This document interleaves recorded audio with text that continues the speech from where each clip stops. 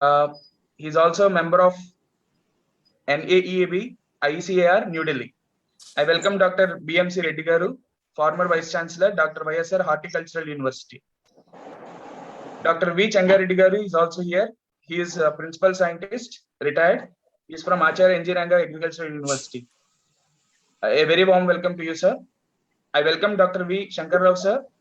It's Department of Agricultural Economics, retired, Acharya Engineering Agricultural University. I also welcome E.V. Ramanamurthy Garu. He's a progressive farmer. Welcome, sir. And Sri E. and Sri S. Babu Garu. He's also a farmer from West Godavari district. Sir, Gangareddy sir, over to you, sir. Please preside over the meeting, sir. Thank you. Okay, sir. Thank you, sir. Andarki namaskaram. Open minds for better society. రెండేళ్ల ముఖ్యమంత్రి జగనన్న పాలనలో వ్యవసాయ రంగంలో పురోగతి ఈనాటి చర్చ.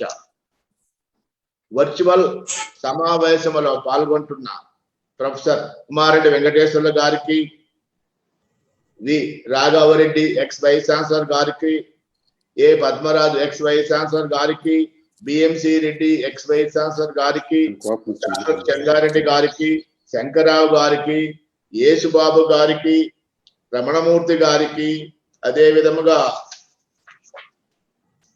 కల్పనా గౌర్ గారికి, రాజశేఖర్ రెడ్డి గారికి, డాక్టర్ విష్ణుశంకర్ గారికి, అందరికీ నా నమస్కారం.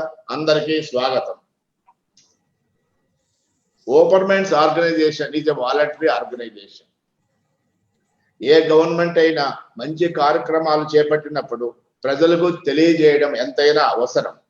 ఓపెన్ మైండ్స్ కు ఈ అవకాశం దొరకడం నిజంగా అదృష్టంగా భావిస్తున్నాం. ఆంధ్రప్రదేశ్ ముఖ్యమంత్రి శ్రీ జగన్మోహన్ రెడ్డి గారు 2 ఏళ్ల పాలనలో వ్యవసాయ రంగంలో పురోగతి ఏ విధంగా జరిగిందో వివరంగా చర్చిద్దాం. ముందుగా ఇంపార్టెంట్ ఐటమ్స్ మాత్రం నేను హెడ్లైన్స్ చదువుతాను. ఈ 2 సంవత్సరాల్లో మన జగనన్న పాలనలో మొదటిది, ముఖ్యమైనది, చరిత్రలో ఇంపార్ట్ అయినది వైఎస్ఆర్ రైతు భరోసా. ప్రతి ఏటా రైతుకి 13,500 సహాయం, 3 విడతలలో 7,500, 4,000, 2,000. రెండవది రైతు భరోసా కేంద్రం. రైతన్నలకు నాణ్యమైన విత్తనాలు, ఎరువులు, పురుగు మందులు మరియు రైతుకు అవసరమైన సలహాలు, పంట పండినప్పుడు గిట్టుబాటు ధర కల్పించడము, గ్రామ స్థాయిలో అందించడము. బహుశా దేశ చరిత్రలో ఇటువంటి కార్యక్రమము మన ఆంధ్రప్రదేశ్లో ఉన్నదేమో, దాంట్లో అనుమానం లేదు. 10,778 రైతు భరోసా కేంద్రాలు నిర్మించడం జరుగుతున్నది. మూడోది వైఎస్ఆర్ జలకళ. వైఎస్ఆర్ జల యజ్ఞము కాదు ఇది. ఆ మహానుభావుడు వైఎస్ఆర్ జల యజ్ఞం ప్రారంభిస్తే మన జగనన్న వైఎస్ఆర్ జలకళ ఉచితంగా 2 లక్షల బోర్లు చిన్నకారు రైతులకు వేయడం జరుగుతుంది. ఇంకా మూడవది ధరల స్థిరీకరణ నిధి.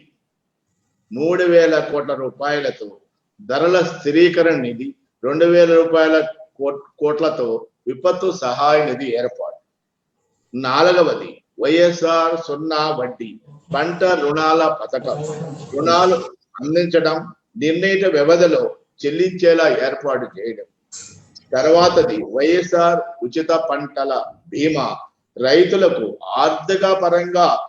ఆర్థిక భారం తగ్గించేందుకు దేశ చరిత్రలో తొలిసారిగా ఇటువంటి కార్యక్రమం. రైతుల వాటా ప్రీమియం కూడా ప్రభుత్వమే చెల్లిస్తుంది.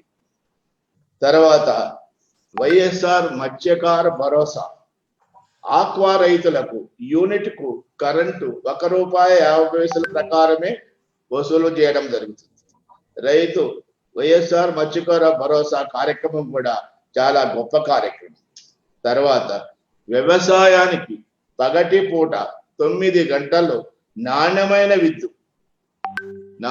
విద్యుత్. దీనికి సుమారు 1,700 కోట్లు ఖర్చు అవుతున్నది. తర్వాత రాష్ట్ర వ్యవసాయ కమిషన్ ఏర్పాటు చేయడం జరిగింది.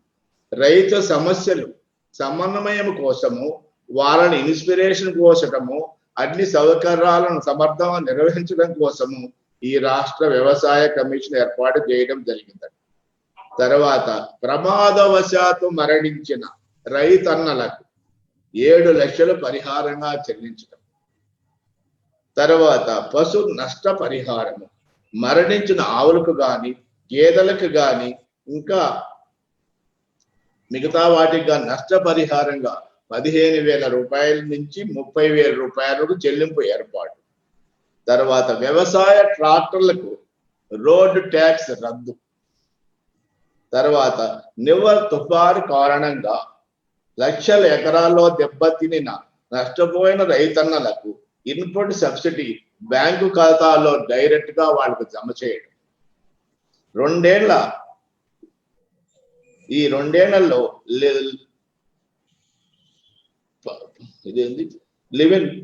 లివర్ పథకాల ద్వారా అన్నదాతలకు సుమారు 85,000 కోట్ల రూపాయలు ఈ విధంగా లబ్ధి చేకూర్చడం జరిగింది.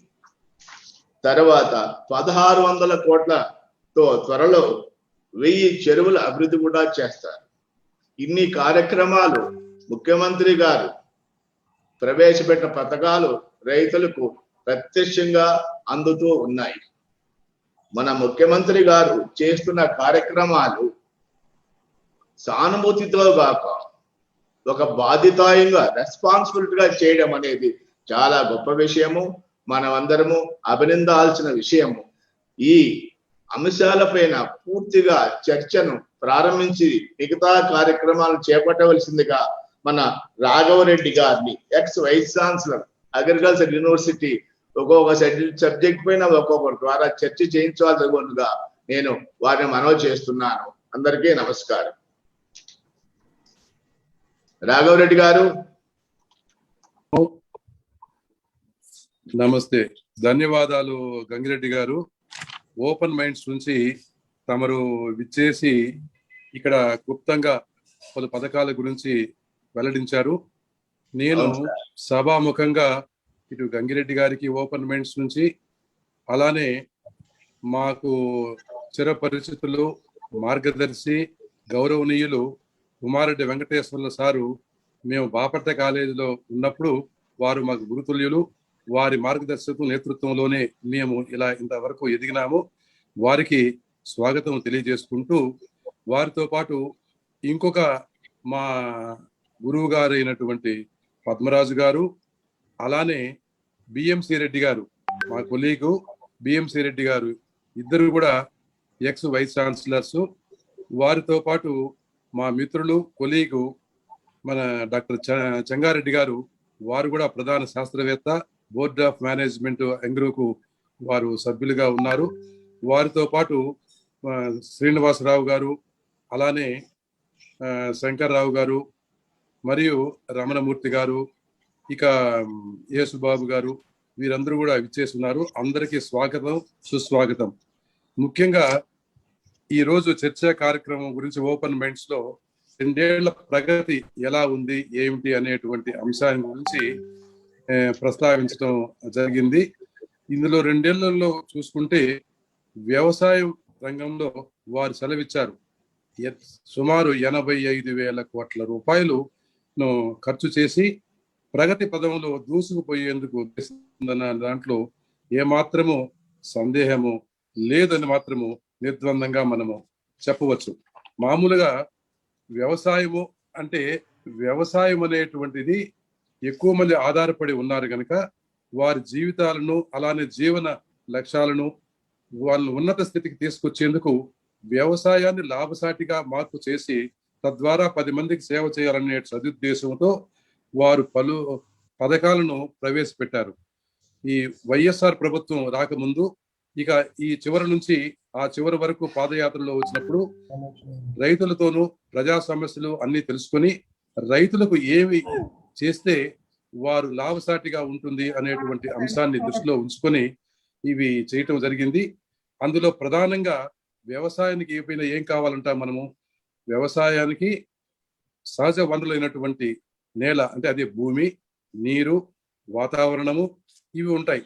మనము ఉన్నటువంటి అందుబాటులో ఉన్నటువంటి సాంకేతిక పరిజ్ఞానాన్ని ఉపయోగించుకొని రైతులు వ్యవసాయాన్ని చేపట్టడం జరుగుతుంటుంది. వ్యవసాయానికి మూలం కావాల్సింది ఏమిటి? పెట్టుబడి. ఆ పెట్టుబడి అనేటువంటిది 13,500 రూపాయలు ఒక్కొక్క రైతు ఖర్చు పెట్టి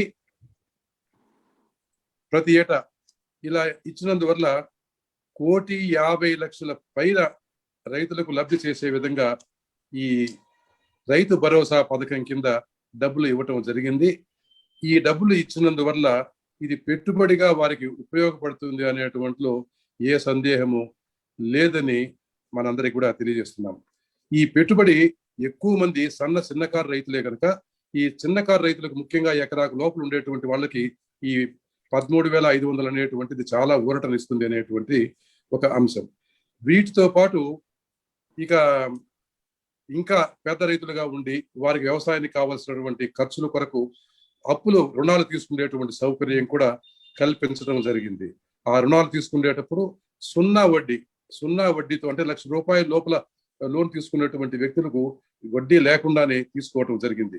ఇది ఇంత చక్కగా ఏర్పాట్లు చేసినందుకు మనము ప్రభుత్వాన్ని ధన్యవాదాలు తెలియజేయాలి. ఎందుకంటే ఇంతమంది రైతులకి పెట్టుబడి కింద ఇటు 13,500 ప్లస్ అప్పులు ఇచ్చేందుకు వడ్డీ లేని రుణాలు తీసుకున్నందువల్ల వ్యవసాయము ఎక్కువ మంది సాగు చేసేందుకు అవకాశం ఉందని తెలియజేసుకుంటున్నాం. మరి ఈ రెండింటితో పాటు ఎక్కడైనా credit card, Kisan credit card అనేటువంటిది కూడా అందుబాటులోకి తీసుకొచ్చి ఎక్కువ మందికి క్రెడిట్ కార్డు రూపేణ కూడా రుణాలు అందజేస్తున్నారనేటువంటి విషయం. ఇక ఈ పెట్టుబడి, ఈ సున్నా వడ్డీతో లోన్ తీసుకోవటము, వీటన్నింటితో సాంకేతిక పరిజ్ఞానాన్ని ఉపయోగించుకొని వ్యవసాయం చేపట్టేటప్పుడు మనకు సాంకేతిక పరిజ్ఞానాన్ని రైతులకు ఎప్పటికప్పుడు అందజేసేటువంటి అవసరం ఎంతైనా ఉంది. అందులో భాగంగానే గ్రామ స్థాయిలో రైతు భరోసా కేంద్రాలు అనేటువంటిది ఏర్పాటు చేసి వాటి ద్వారా ఎక్కువ మందిని ఇటు గ్రామ సచివాలయాల్లో అన్ని రంగాల్లో దాదాపు 11 మందిని వివిధ రంగాల్లో ఏర్పాటు చేశారు. వీటితో పాటు వాలంటీర్లు అందరూ చూసి దాదాపు 4 లక్షల వ్యక్తులని అపాయింట్ చేసి మండల స్థాయిలో నుంచి ఇక్కడంటే మన మండల స్థాయిలో నుంచి ఈ ఆర్బీ కేంద్రాలకు, రైతు భరోసా కేంద్రాలకి తీసుకురావటం కూడా జరిగింది. ఈ జరిగినటువంటి వీటి ద్వారా ఈ సాంకేతిక పరిజ్ఞానాన్ని ఎప్పటికప్పుడు వారికి అందజేసేందుకు ఈ వ్యవసాయ అసిస్టెంట్స్ ను అక్కడ ఏర్పాటు చేశారు. వారు రైతులకు కావాల్సినటువంటి సాంకేతిక పరిజ్ఞానాన్ని ఏర్పాటు చేస్తున్నారు. అయితే ఇక్కడ విత్తనాల దగ్గర నుంచి, ఈ రైతు భరోసా కేంద్రాల్లో విత్తనాల దగ్గర నుంచి ఎరువులు, పురుగు మందులు కానివ్వండి, అలానే ఇవన్నీ సరఫరా చేసేదానికి కూడా ఏర్పాట్లు చేయటం జరిగింది. ఇదే రైతు భరోసా కేంద్రం నుంచి వ్యవసాయ సంబంధించినంత వరకు ఆ ప్రాంతానికి అనువైనటువంటి మంచి రకాలు, హైబ్రిడ్స్, వాటి విత్తనాలు, తర్వాత సాగు చేసేటువంటి సలహా సంప్రదింపులు అన్ని కూడా ఏర్పాటు జరుగుతూ ఉంది. వాటితో పాటు వాతావరణాన్ని దృష్టిలో ఉంచుకొని ఎప్పటికీ ఏ పైరు ఏ సమయంలో వేయాలి, ఏ పంట సాగు చేయాలి అనేటువంటి సమాచారాన్ని అంతా కూడా ఈ రైతు భరోసా కేంద్రాల ద్వారానే ఏర్పాటు చేయడం కూడా సమాచారం జరుగుతూనే ఉంది. వీటి ద్వారా తీసుకున్నటువంటి సాంకేతిక పరిజ్ఞానాన్ని ఉపయోగించుకొని రైతన్నలు వ్యవసాయం చేసి మంచిగా దిగుబడి సాధించిన తర్వాత వీటిని అకాలంగా ఏదైనా ప్రకృతి వైపరీత్యాలు కనుక వస్తే ఆ ప్రకృతి వైపరీత్యాలకు దెబ్బతిన్నప్పుడు రైతు నష్టపోతాడు కనుక వాటిని కూడా దృష్టిలో పెట్టుకుని ప్రకృతి వైపరీత్యాలు జరిగేటువంటి నష్టాన్ని భర్తీ చేసేందుకు కూడా మన ప్రభుత్వము చక్కగా వీరికి పరిహారం కూడా చెల్లించే ఏర్పాటు జరిగింది. అలా చెల్లించినందువల్ల రైతు ఆర్థికంగా నిలదొక్కుని మరలా రెండో పంటకు సాగు చేసేందుకు సమాయత్తం అయ్యేందుకు దోహదం చేస్తుంది. ఇది కూడా మనము తప్పనిసరిగా అభినందించవలసినటువంటి అంశమే. అంటే రైతు భరోసా కేంద్రాల ద్వారా ఈ సాంకేతిక పరిజ్ఞానము, అలానే ప్రకృతి వైపరీత్యాలు జరిగినప్పుడు జరిగిన నష్టపరిహారం కూడా త్వరగానే ఇవ్వటం కూడా జరిగింది. ఇక్కడ ఇంకొక విషయము ప్రస్తావించవలసిన అవసరం ఉంది. గతంలో చూస్తే ప్రకృతి వైపరీత్యాలు జరిగినప్పుడు ఎప్పుడో కొన్ని సంవత్సరాల తరబడి ఇచ్చేటువంటి వాళ్ళు కాదు. అదే ఈ ప్రభుత్వం వచ్చిన తర్వాత రైతుల కష్టాలను, నష్టాలను దృష్టిలో ఉంచుకొని ప్రకృతి వైపరీత్యాలు జరిగినప్పుడు వెంటనే అదే పంట కాలంలోనే ఇవ్వటం జరిగింది. దానికి కూడా పరిహారం కూడా తక్కువ స్థాయికి లేకుండా ఎక్కువగానే కోట్ల రూపాయల్లో అందరికీ అందజేయటం కూడా జరిగింది. ఇలా జరిగినప్పుడు ఇంకొక విషయం కూడా ప్రకృతి వైపరీత్యాలతో పరిహారం ఇదే కాకుండా బీమా సౌకర్యం అనేటువంటిది ఏర్పాటు చేశారు. అంటే మన పంటను బీమా చేస్తాము. బీమా చేసేటప్పుడు ప్రీమియం కడతారు రైతుల దగ్గర నుంచి. ఆ రైతులు కట్టేటప్పుడు ఇంతకు ముందు గత ప్రభుత్వాలు ఏం చేసేటువంటి కొంత పరిమాణంలో రైతులే కొంత కట్టాల్సి ఉండేటువంటిది. అలా లేకుండా ప్రతి రూపాయి కూడా ఖర్చు కాకుండానే పూర్తి స్థాయిలో వీరు ఏర్పాటు చేసి ఏమి పెట్టుబడి లేకుండానే ఈ ఇన్సూరెన్స్ కావలసినటువంటి ప్రీమియం కూడా ప్రభుత్వమే భరిస్తూ మొత్తము వారే చెల్లించి తద్వారా ఎక్కడైనా పంట బీమా నష్టపోయినప్పుడు సకాలంలోనే అదే పంట కాలంలోనే ఇప్పిస్తున్నారు అనేటువంటి అంశం కూడా రెండవది కూడా ఉంది. ఇవి అయిన తర్వాత ఇక ఇంకొక అంశం కూడా ఏంటంటే వర్షాధారపు రైతులకి, ముఖ్యంగా వర్షాధారపు రైతులకు ఇటు ఉండేటువంటి చోట చిరుధాన్యాలు, పప్పు దినుసులు, ఆయిల్ సీడ్స్ ఇటువంటి అన్ని కూడా సరఫరా చేసి వాటికి కూడా విత్తనాలు కూడా సబ్సిడీ రూపంలో ఎప్పటికప్పుడు మేలైన విత్తనాలు సరఫరా చేసి వాటికి కావలసినటువంటి సాంకేతిక సలహాలు అన్ని కూడా ఇవ్వటం జరుగుతూ ఉండదు. ఇవన్నీ అయిన తర్వాత పంట నష్టాలు ఇవన్నీ అధిగమించి చివరికి పంట చేతికి వచ్చే సమయానికి ఇవన్నీ ఉపయోగించడం గత ఏడు కానివ్వండి, అంతకుముందు గత 2 ఏళ్లలో దిగుబడి స్థాయి పలు పంటల్లో గణనీయంగా పెరిగిందనేటువంటి వాటిల్లో వాస్తవం. ఇలా ఎంత వృద్ధి సాధించారు అంటే దాదాపు 12 నుంచి 13% అభివృద్ధి దిగుబడులు సాధించటం జరిగింది. అది కూడా రైతులకి గత 2 సంవత్సరాల్లో వర్షాలు బాగా అనుకూలంగా జరిగి దిగుబడి స్థాయి బాగా పెంపొందిస్తే కాకుండా చీడపీడలు కూడా లేకుండా మంచి ఆదాయం వచ్చేందుకు దోహదపడే విధంగా దిగుబడి స్థాయి పెరిగింది. మరి ఇంత పెరిగిన తర్వాత ఈ ఏదైతే ఉత్పత్తులు ఉన్నాయో వరి ధాన్యం కానివ్వండి, చిరుధాన్యాలు కానివ్వండి, నూనె గింజలు కానీ, అపరాలు కానీ వీటన్నింటి కూడా దిగుబడి మంచి ధర వచ్చేందుకు ఎంఎస్పి అనేటువంటిది కేంద్ర ప్రభుత్వంతో ఒప్పించి మెప్పించి వారిని కన్విన్స్ చేసి మంచి ధరలు ఇచ్చేందుకు ఏర్పాటు చేయడం కూడా ఈ ప్రభుత్వానికి దక్కింది ఆ గౌరవం. ఎందుకంటే గతంతో పోలిస్తే గణనీయంగా ఈ ఎంఎస్పి రేట్లు, కనీస మద్దతు ధరలను బాగా పెంచడం కూడా జరిగింది. ఆ పెంచిన ధరలకి తప్పనిసరిగా కొనుగోలు చేసే విధంగా ఇది ఏర్పాటు చేశారు. ఎలా ఏర్పాటు చేశారు అనేటువంటి అంశం కనుక ఒకసారి కనుక చూస్తే వరిలో కానివ్వండి, చిరుధాన్యాల్లో కానివ్వండి, మిగతా అన్ని పంటల్లో కూడా కేంద్రాలు ఓపెన్ చేసి ఎప్పటికప్పుడు రైతు పండించేటువంటి ధాన్యాన్ని కానీ ఇతర పంటల ఉత్పత్తులను కానీ కొని కనీస మద్దతు ధర వారికి లభించే విధంగా ప్రభుత్వం చర్యలు చేపట్టి కోట్ల రూపాయలను పెట్టుబడిగా పెట్టి వారికి కొనటం జరిగింది. మరి ఇంత కొన్నప్పుడు ఈ అపారమైనటువంటి కనీస మద్దతు ధరతో వారికి ఏమాత్రము తక్కువ లేకుండా మార్కెట్లో ఒకవేళ ఏ కారణం చేతనైనా కూడా ధరలకు తగ్గితే ధరలు తక్కువ చేయకుండా ధరల స్థిరీకరణ కొరకు 3,000 కోట్ల రూపాయలతో వీరు ఏర్పాటు చేసి ధర తగ్గినా కూడా వీరు ఇంటర్వెన్షన్ తీసుకొని తప్పనిసరిగా వారికి మద్దతు ధర లభించే విధంగా దోహదం చేసి ఆచరిస్తున్నారు. ఇక్కడ చెప్పటం కాదు, చెప్పి ఆచరణలో చూపించి కొనుగోలు కేంద్రాల ద్వారా వారు రైతు పండించినటువంటి పంట ఉత్పత్తులను కొని వారికి లబ్ధి చేకూర్చేందుకు దోహదపడినటువంటి ప్రభుత్వాన్ని అభినందించక తప్పదు. వీటితో పాటు మార్కెటింగ్ ఇవన్నీ చేస్తుంటే ఒకవేళ ఏ సమస్య వచ్చినా కూడా మార్కెటింగ్ లో దూర ప్రాంతాలకు రైతులు వెళ్ళలేరు కనుక దగ్గరలోనే ఉండేటువంటి కేంద్రాలు ఓపెన్ చేసి ఈ పంట కొనుగోళ్లకు తెరదీపారు. ఈ మధ్యనే మరలా ఈ కష్టాలన్నీ కూడా చూసుకొని రైతు భరోసా కేంద్రాల్లోనే ఎవరైనా అమ్ముకోలేకపోయినటువంటి వ్యక్తులు ఎవరైనా ఉన్నా కూడా వారికి తెలియజేస్తే కేంద్రాలను కూడా రైతు భరోసా కేంద్రాల దగ్గరనే ఈ పంట ఉత్పత్తులను కూడా సేకరించి వారికి కనీస మద్దతు ధరను అందజేసే విధంగా కూడా తీసుకోవడం జరుగుతుంది. ఇంకొక విశేషం ఏమిటంటే పంట కొనుగోలు చేసిన తర్వాత నెలల తరబడి చాలా సమయం తీసుకొని రైతులకు డబ్బులు చెల్లించేటువంటి వారు. కానీ ఈ 2 ఏళ్ల ప్రభుత్వంలో ఎప్పటికప్పుడు తక్కువ సమయంలోనే ఇవ్వటం కూడా జరిగింది. మరి వీటిని చూసేటప్పుడు ఈ నీరు అనేటువంటిది కూడా వ్యవసాయానికి చాలా అవసరం కనుక నీటి సౌకర్యాలు పెంపొందించేందుకు చాలా దోహదం చేస్తుంది. ముఖ్యంగా ఎక్కడైతే బోరు బావులు ఇటువంటివి ఉండాలంటే జలకళ అనేటువంటి పథకంతో ఎక్కువ లక్షల బోర్లకు ఏర్పాటు చేసే విధంగా చేస్తున్నారు.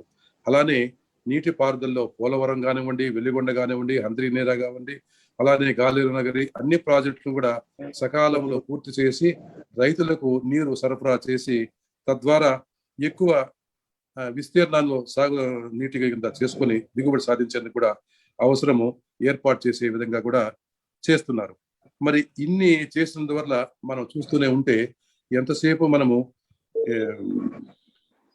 ఒక వ్యవసాయం గురించి మాట్లాడుకునేటప్పుడు పంటల గురించి అనేటువంటిది కాకుండా పంటలు కానివ్వండి, పశు పోషణ, పశు సంవర్ధక శాఖ సంబంధించి కానివ్వండి, లేదా మత్స్యకారులు కానివ్వండి, అలానే ఉద్యానవన పంటలు కానీ అందరి రైతులకు అందరికి కూడా సహాయము అందజేస్తూ మంచిగా చేసి దీన్ని ముందుకు తీసుకెళ్తున్నారు. కనుకనే ఇవన్నీ అంశాలు ఉన్నాయి. అలానే వాతావరణాన్ని కూడా అదుపు చేసేందుకు కొన్ని సూచనలు, ఎక్కువగా పచ్చదనాన్ని ఎక్కువగా నింపేందుకు కూడా గ్రీనింగ్ చేసేటువంటి కార్యక్రమాన్ని కూడా చేపట్టడం కూడా జరుగుతూ ఉంది. ఇవన్నీ కూడా వ్యవసాయం ఉండేటువంటి మచ్చుకు కొన్ని విషయాలు మీ ముందు ఉంచాను. ఈ అభివృద్ధి రేటు కూడా చూసుకుంటే ఈవెన్ ఈ కరోనా వచ్చేటువంటి ఇప్పుడు కూడా దేశమంతా కూడా వృద్ధి రేటు -3.8 లో ఉంటే మనము +1.58 లోనే ఉన్నాం అనేటువంటి విషయాన్ని మనందరికీ తెలియజేస్తూ మిగతా ఈ కార్యక్రమాల్లో మన మిత్రులు మిగతా వారిని మాట్లాడవలసిందిగా కోరుతున్నాను. ముఖ్యంగా ముందు మన గౌరవనీయులు పెద్దలు మాకంతా కూడా మార్గదర్శి గౌరవనీయులు ఉమారెడ్డి వెంకటేశ్వర సార్ వారిని కోరుతున్నాను.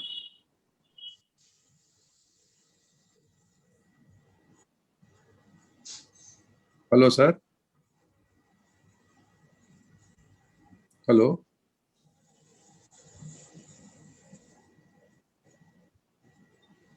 హలో. Good morning sir. నమస్కారం సార్. నమస్కారం సార్, చెప్పండి. హలో. హలో సార్, నమస్తే సార్. ఉమారెడ్డి వెంకటేశ్వర సార్ వచ్చారా sir?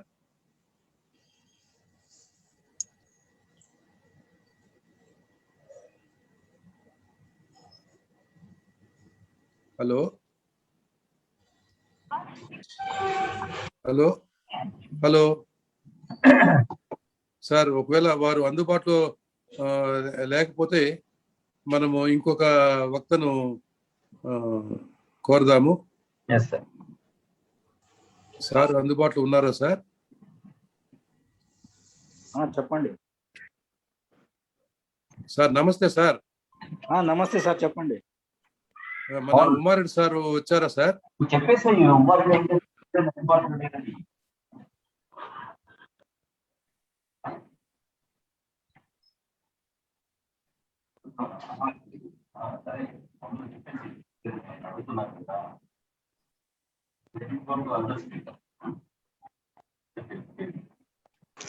Sir Umareddy Venkateswarlu sir line లో లేరు సార్.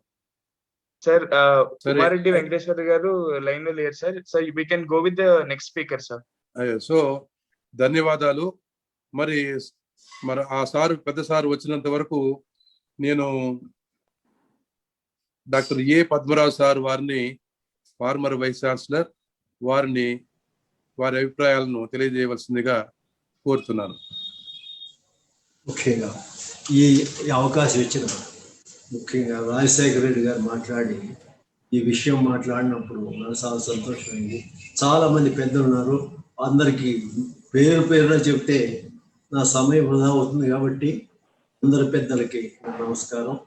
నాతో పనిచేసిన ముఖ్యంగా రాఘవరెడ్డి గారు రైస్లో నేను వారిని సౌత్ ఇండియాకి స్వామినాథన్, సౌత్ ఇండియన్ స్వామినాథన్ అంటాను రైస్కి. అలాగే మా చెంగారెడ్డి గారు నిష్ఠాతులైనటువంటి వారు, శ్రీనివాస ఎకానమిస్టు, ఇంతమంది పెద్దలుగా నేను కొన్ని కార్యక్రమాలు నేను చెప్తాను. ఎందుకంటే నేను కూడా స్వయంగా చాలా మంది రైతులతోటి ముఖ్యంగా తూర్పు పశ్చిమ గోదావరి జిల్లాల్లో అలాగే రాయలసీమ జిల్లాల్లోని ఇంకా చాలా మంది నాకు ఫోన్లో చెప్తూ ఉంటారు. మొదటిది మనం తీసుకుంటే ముఖ్యంగా రైతులకి ఒక కమిషన్ అంటూ వేసి అది స్వయంగా నాకు చాలా టీవీలు చూస్తూ ఉంటాను. Chief minister YS Jaganmohan Reddy గారే స్వయంగా దానికి చైర్మన్ గా ఉండటం, తర్వాత Chenga Reddy sir Padmaraju sir mute అయిపోయారు sir. Hello sir Padmaraju sir, మీది మ్యూట్ లోకి వెళ్ళింది సార్, ఒకసారి చూడండి సార్. అది ఆ బటన్ నొక్కండి సార్.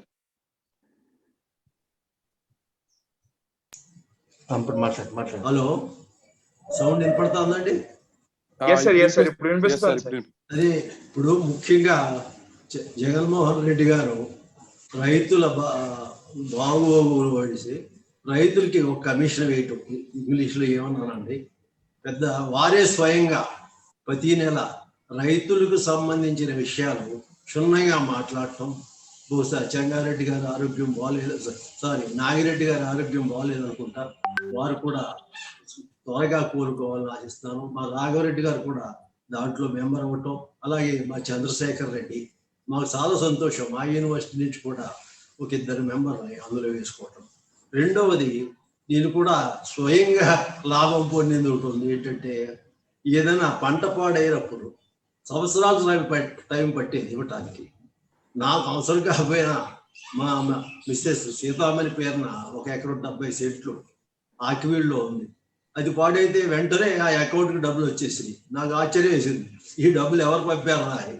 అంటే మేము ఎక్కడున్నా సరే అంత ఫాస్ట్గా నాకు చూసి దీన్ని బట్టి నాకు అర్థమవుతుందంటే రైతుల విషయంలో ఈ అడ్మినిస్ట్రేషన్ ఎంత ఫాస్ట్గా జగన్మోహన్ రెడ్డి గారు రన్ చేస్తున్నారు అనేది అర్థమవుతుంది. రెండవది, ఈ విలేజ్ వాలంటీర్స్ నేను అనుకుంటాను అది చాలా గొప్ప విషయం.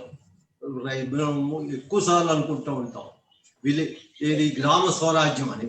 నిజంగా గ్రామ స్వరాజ్యం వచ్చిందంటే దీనివల్లే. ఏది వాలంటీర్స్, అలాగే విలేజ్ లెవెల్లో సెక్రటేరియట్, రైతులకు ఏ సమస్య ఉన్నా వెంటనే దీని ద్వారా వారు నివారించడానికి కానీ, అలాగే మా యూనివర్సిటీస్ ద్వారా వారిని వెంటనే ఏ సమస్య వచ్చినా దాన్ని మనం సాల్వ్ చేయటానికి వీలవుతుంది. కాబట్టి ఇది చాలా మంచి కార్యక్రమం. తర్వాత రైతు భరోసా కేంద్రాలు, నాకు అదొకటి చాలా నచ్చిన విషయం. రైతు భరోసా కేంద్రాల్లో డబ్బులు ఇవ్వటమే కాకుండా ఇన్పుట్ సబ్సిడీ, టెక్నాలజీ ముఖ్యంగా మా యూనివర్సిటీస్ నుంచి ఇవ్వటానికి వీలు పడుతుంది. ఇంకొకటి, దీనికి రైతులకి ఇండైరెక్ట్ గా మనకు ఉండవలసింది యూనివర్సిటీస్. ఒకటి agriculture university, horticulture university, veterinary university. సమర్థవంతమైన మనుషుల్ని, అంటే శాస్త్రవేత్తల్ని దీనికి వైస్ ఛాన్సలర్గా నియమించడం నాకు చాలా సంతోషం. ఎందుకంటే సమర్థవంతమైన వైస్ ఛాన్సలర్ ఉంటే తప్పక రైతులకి లాభం జరుగుతుంది. రైతు అన్నోడు ఒక్క వ్యవసాయం అంటే పంటలే కాకుండా ముఖ్యంగా పశుపోషణ, తర్వాత పండ్ల తోటలు, మత్స్య. ఇంకొకటి నాకు చాలా సంతోషమైన విషయం ఏంటంటే, మన ఆంధ్రప్రదేశ్ తీసుకుంటే ముఖ్యంగా ఫిషరీస్, మత్స్యం సంపద చూసుకుంటే 40,000 కోట్ల వరకు పైన వస్తుంది. ఏ రాష్ట్రంలోనే రాదు, మందే మొదటి రాష్ట్రం. దీన్ని గుర్తించి మత్స్యకారులకు సాయం చేయటం. ఇంకొకటి నాకు చాలా సంతోషమైన విషయం, జగన్మోహన్ రెడ్డి గారు ఆలోచించింది ఏంటంటే, ఇంత మనం ఇస్తున్నప్పటికీ మన కోస్ట్ ఆంధ్ర ఏరియాలో ఒక ఫిషరీ కాలేజ్ కూడా లేదు. మీకు చాలా మంది తెలిసి ఉంటుంది. ఇటువంటి పరిస్థితుల్లో వారు ఒక ఫిషరీ యూనివర్సిటీ పెట్టడం అనేది నాకు చాలా సంతోషం. ఆ యూనివర్సిటీ వస్తే మంచి శాస్త్రవేత్తలు వస్తారు. అలాగే మన మత్స్య సంపద కూడా ఇంకా పెరిగి ప్రపంచంలోనే మనం బాగా అభివృద్ధి చెందడానికి ఆస్కారం ఉంది. రైతు భరోసా కేంద్రాలు కూడా చాలా చక్కటి మత్స్య సంపద గురించి. అలాగే ముఖ్యంగా నాకు తెలిసింది ఏంటంటే, చూసింది ఇది ముఖ్యంగా ఈ వర్షపాతం తక్కువ ఉన్న జిల్లాలు, ముఖ్యంగా అనంతపూర్, కడప, కర్నూలు ఇవి తీసుకుంటే అనంతపూర్లో ఎంతో మార్పు వచ్చింది. ఈ ట్యాంక్స్ అన్ని నీళ్ళతో నిండుతున్నాయి. ఆ నీళ్ళు ఏమో రైతులకు అందుతున్నాయి. అలాగే బోర్వెల్స్ ఆల్రెడీ చెప్పారు, ఫ్రీ బోర్వెల్స్ ఇచ్చారని. దానివల్ల ఈ పండ్ల తోటల పెంపకం బాగా పెరిగింది. ఈ పండ్ల తోటల పెంపకం బాగా పెరగటం వలన రైతుల ఆదాయం, ముఖ్యంగా ఈ డ్రై క్లైమేట్ లో అనంతపూర్లో చాలా చక్కటి హై క్వాలిటీ ఫ్రూట్స్ వస్తాయి.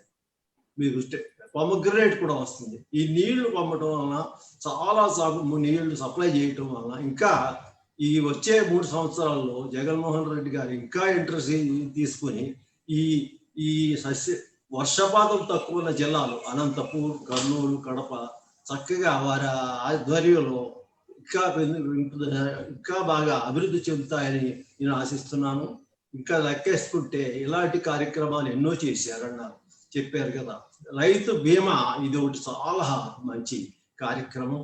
దానివల్ల చాలా మంది సన్నకారు రైతులు కూడా లాభాలు పొందుతున్నారు. ఇక ఇంకొక విషయం తీసుకుంటే కౌలుదారుల రైతులు బాగా దీనివల్ల కూడా బాగా లబ్ధి చెందారు. ఇప్పుడు కౌలుదారుల రైతులు కూడా పరిస్థితి బాగానే ఉంది. చక్కగా చూస్తే రైతులు బాగా అభివృద్ధి చెందినప్పుడే మన దేశం అభివృద్ధి చెందుతుంది, మన రాష్ట్రం అభివృద్ధి చెందుతుంది. ఎన్నో కార్యక్రమాలు చేస్తున్నారు. చాలా పెద్దలు చాలా విషయాలు చెప్పారు. అందరూ మాట్లాడిన తర్వాత మళ్ళీ అవసరమైతే నేను కూడా మళ్ళీ మాట్లాడతాను. ఎందుకంటే చాలా మంది పెద్దలు మాట్లాడటానికి ఉన్నారు కాబట్టి, సమయం తక్కువ ఉంది కాబట్టి నేను కొన్ని విషయాలే చెప్పాను. బహుశా ఒక్కొక్క విషయాన్ని 2-3 గంటలు మాట్లాడటానికి మనకి మాట్లాడవచ్చు. కానీ ఇప్పుడు చాలా మంది పెద్దలు ఉన్నారు కాబట్టి తర్వాత క్షుణ్ణంగా అదే వాలంటీర్ ఆర్గనైజేషన్ ఒక్కొక్క టాపిక్ తీసుకుని బాగా డీటెయిల్డ్గా ఏం జరుగుతుంది ఏమిటని మనం ప్లాన్ చేసుకోవచ్చు. ఇప్పుడు మట్టికి అందరూ వ్యూస్ వింటే నాకు కూడా చాలా ఉపయోగపడుతుంది. ఈ అవకాశం ఇచ్చిన వారందరికీ నా నమస్కారాలు. ముఖ్యంగా రాజశేఖర్ రెడ్డి గారు ఎంతో ఇంట్రెస్ట్ తీసుకుని అందరినీ కాంటాక్ట్ చేసి లింకులు ఇచ్చి, ఎందుకంటే మేమంతా అజ్ఞాతవాసంలో ఉన్నాం. చెప్పాలంటే ఈ కరోనా టైంలో అంతా మర్చిపోయి అలా ఏం చేయాలో తెలియక ఇంట్లో కూర్చోన్నప్పుడు నన్ను కాంటాక్ట్ చేసి ఈ అవకాశం ఇచ్చిన అందరికీ, అలాగే మా గురుతుల్యులు ఉమారెడ్డి వెంకటేశ్వర్లు గారు వారు కోరుకుని చక్కగా ఆరోగ్యంగా ఉన్నారనే సంగతి తెలిసి నేను చాలా సంతోషించాను. వారు కూడా యాక్టివ్గా మళ్ళీ బయటకు వచ్చి రైతులకి ఉపయోగపడే కార్యక్రమాలు చేస్తారని ఆశిస్తూ ముగిస్తున్నాను. నమస్కారం సార్, చాలా ధన్యవాదాలు. చక్కగా విషయాలను క్లుప్తంగా వివరించారు. మీకు ధన్యవాదాలు తెలియజేసుకుంటూ మరో వ్యక్తి వక్త మా మిత్రులు ప్రొఫెసర్ బిఎంసి రెడ్డి గారిని, former vice chancellor horticulture university, వారిని మాట్లాడవలసిందిగా కోరుతున్నాను.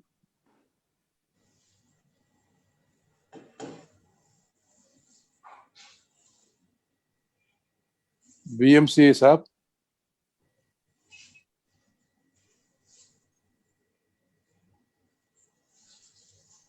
హలో.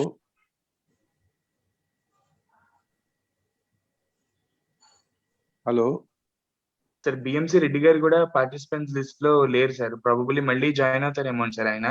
ఈ లోపు నెక్స్ట్ నెక్స్ట్ నేను మాట్లాడతాను sir. Now I request our esteemed colleague doctor Chenga Reddy గారు to speak on this occasion. Chenga Reddy గారు, మీరు కొద్దిగా మాట్లాడండి. Good morning to all of you, sir. I am thankful to the respected Dr. Rajshekar Reddy garu for giving me the opportunity, sir. Sir, this today's meeting, it is a very fitting context, duly completing our honorable Vice Chancellor completing 2 years of Chief Minister of Andhra Pradesh, sir. Sir, really a God-blessed Chief Minister for the God-blessed Andhra Pradesh state, which is an agriculturally potential state for the, and he and almost all for the last 2 years by taking several actions in Nadu Nedu Karyakramal Dwara, there are identified three priority sectors, sir. One is agriculture and education and health. These are the most neglected over the period of time, sir. Honorable, the late Chief Minister of Andhra Pradesh, Dr. Y.S. Rajshekar Reddy, who declared that వ్యవసాయము we have to make it a festival rather than this neglected sector. దండగా అనే దాని నుంచి పండుగ concept లకి తీసుకొచ్చారు. దానికి జగన్మోహన్ రెడ్డి గారు పునరంకితులై తన యొక్క పర్యటన సందర్భంగా చూసినటువంటి రైతు సమస్యలు కానీ, విద్యార్థులు పడేటువంటి తల్లిదండ్రులు పడేటువంటి సమస్యలు కానీ, ఆరోగ్య భారతావని కానీ, మన ఆంధ్రప్రదేశ్ కానీ పడుతున్నటువంటి సమస్యల్ని ప్రత్యక్షంగా కల్లారా చూసినటువంటి వారై ప్రయారిటీ అనేది ఈ 3 సెక్టార్లకు ఇచ్చి, అందులో కూడా డెవలప్మెంట్ అనేది కూడా, రాష్ట్ర డెవలప్మెంట్ అనేది కూడా ఏ సెక్టార్ నుంచి కూడా ఏది కూడా తృణీకరించకుండా, ఒక జల వనరులు అయితే ఏమి, సద్వినియోగం ప్రాజెక్టులు కట్టడం అయితే ఏమి, ఇతర జలకల ద్వారా కొన్ని సెక్టార్స్ లో కొంతమందికి ఉపయోగకరమైనటువంటి స్కీమ్స్ కానీ ఇవన్నీ చేయడం ద్వారా సార్ ప్రజల మన్ననలు పొందారు సార్. కాబట్టి this meeting we will send the congratulations to the honorable Chief Minister of Andhra Pradesh, Dr. Jagannath Reddy garu, for successfully 2 years completed, sir, and best wishes to him in the years to come, sir. Sir, going to the this agriculture, sir, still 62% of the population in the agriculture, sir. Andhra Pradesh lo enta industrialization jarigina kuda, sir, వ్యవసాయం అనేది ఆంధ్రప్రదేశ్ కి అది ఎప్పుడు కూడా ఇది simultaneous గా ఎప్పుడు కూడా ఉండి తీరుతుంది సార్. మనకు ఎంత ఇండస్ట్రియలైజేషన్ వచ్చినా కూడా అగ్రికల్చరల్ ప్రాసెసింగ్ ఇండస్ట్రీస్ అనేది కూడా భవిష్యత్తులో రావాల్సినటువంటి అవసరం ఉంది సార్. ఆ విధంగా నేను చూసినట్లుగానైతే అవర్ ఇండస్ట్రియల్ పాలసీలో కూడా నేను ఈ మధ్య గౌతమ్ రెడ్డి గారు ఆనరబుల్ మినిస్టర్ గారు చెప్పినప్పుడు ఏంటంటే ప్రాసెసింగ్ ఇండస్ట్రీస్ కూడా ఏ సెక్టార్ ని వదిలిపెట్టకుండా కూడా గవర్నమెంట్ ప్రయారిటీలో ఉంది. ఇది చాలా అవసరం సార్. ఎందుకంటే మనకు హార్టికల్చర్ క్రాప్స్ కూడా చాలా వన్ ఆఫ్ ది ఒకప్పుడు ఇది ప్రయారిటీ సెక్టార్ అయింది ఆక్వా కల్చర్ లాగా. అట్లే వ్యవసాయం అనేది కూడా ఇట్లా ఉంది సార్. ఇప్పటికీ కూడా వ్యవసాయంలో 55% లేబర్ ఫోర్స్ వర్క్ చేస్తున్నాం సార్. అండ్ ఇరిగేషన్ కు వచ్చినట్లుగానైతే ఫర్ ది లాస్ట్ 2018 అట్లా తీసుకుంటే ఫర్ ది లాస్ట్ 2 years లో సార్ మనకు దాదాపుగా 2 lakh hectares ల్యాండ్స్ ని మనము ఇరిగేషన్ లేకి తెచ్చినాం సార్. 2 lakh hectares ల్యాండ్స్ ని ఇరిగేషన్ లేకి తెచ్చినాము. తర్వాత మనం ఇది చూసినట్లుగానైతే జీడిపి గ్రోత్ రేటు వ్యవసాయం ద్వారా ఎట్లా వచ్చిందా, ఇంకా వేరే సెక్టార్స్ కానీ చూసినట్లుగానైతే సార్ కంపారిటివ్లీ 2018-19 19-20కి అంటే ఈ సంవత్సరం ఇంకా రికార్డ్స్ రాలేదు. అట్లాగాని చూసుకుంటే సార్ అగ్రికల్చర్ సెక్టారు మనకు ఇండియాలో 2.41% గ్రోత్ రేట్ ఉంటే మనకు 3.84 ఏపీ ఉండింది సార్. కానీ ఈ సంవత్సరము 2019-20లో కానీ చూసినట్లుగానైతే 4% ఇండియాలో జీడిపి గ్రోత్ రేట్ ఉంటే వ్యవసాయానికి మంది 8.6 ఉంది sir. Tremendous GDP growth rate in the agriculture sector sir. Tremendous, అనూహ్యంగా ఇంత మంచి వచ్చిందంటే ఎంతో lot of efforts government of Andhra Pradesh వ్యవసాయానికి ఇచ్చినటువంటి ట్రస్ట్ ఆ విధంగా తీసుకొచ్చిన దానివల్ల ఇట్లా జరిగింది సార్.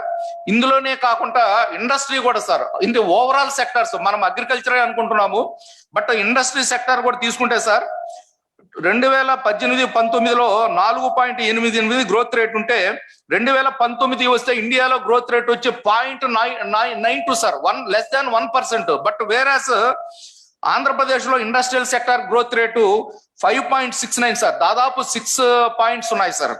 అదే విధంగా సర్వీస్ సెక్టర్ తీసుకున్న ఆల్మోస్ట్ ఆల్ కంపారిటివ్లీ 2019 ఇండియాలో 5.5 ఉంటే మనకు వచ్చేకాడికి దాదాపు 9 ఉంది సార్.